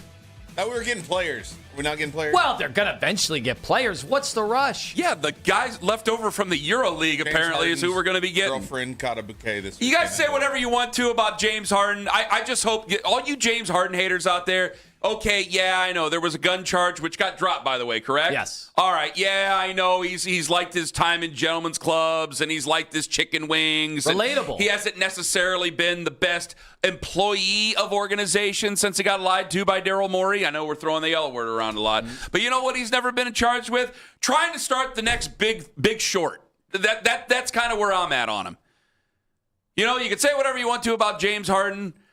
At least he's not trying to work the system in international espionage and intrigue. Play for that organization too. Exactly. Thank you. There are two players that I thought were going to be available in Royce White and Freedom Cantner. What's he calling himself? Oh. But they want to go play in the WNBA, so I don't think they're going to be available anymore. Whatever. What? I was just trying to make you laugh. It doesn't. It's just you got this golden opportunity. You got the first real superstar, and you can't get out of your own way, and nobody's going to let you get out of your own way. And you're just every single thing instead of just like, hey, you know what? Have some basketball going on. I saw the Las Vegas Aces play over the weekend. I did. Okay. I did. I saw through Never the third mind. quarter. Go back to the story you were going to tell. Yeah, exactly. Let's get the Tony and Columbia station. Back to the Browns. Tony! Hey, how you guys doing? Hope it's well. Hey, T. Hey, Tony. Hey. There we go. So, just in regards to Shedeur and Deshaun, I don't see any way Jimmy Haslam lets Shedeur Sanders start the season as the starting quarterback, because the year's about three things. It's about developing our young players, obviously. We got to position ourselves to get the quarterback next year. But they've got to keep fan interest, which is obviously not the best, although the last two drafts have been promising. And Shedeur's just a gold mine for intrigue, and he's a lightning rod and all those types of things. So I think that's why we're going to see some things out of Todd Monken's mouth that contradict or don't make sense, or we're going to start raising our eyebrows because somebody's putting their thumb on the scale behind the scenes and dictating how this season's going to go to keep fans interested. But you don't think there'd be interest if he were starting week one? There would be, but Tony, you don't think he's very good, do you?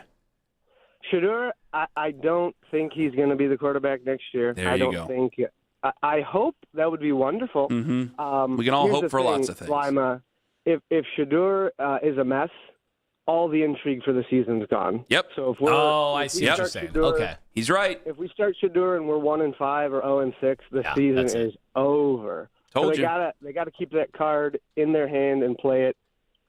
Game 6, 8, 10, and then try to nurse us along. So you think Haslam's dictating this? I don't think he's dictating it, but I think it's easier. I see where Tony's coming from. I'll tell you that. Just the business side of the equation. They got to run a business. They got to keep people interested. They got to sell some tickets. They got to, keep their.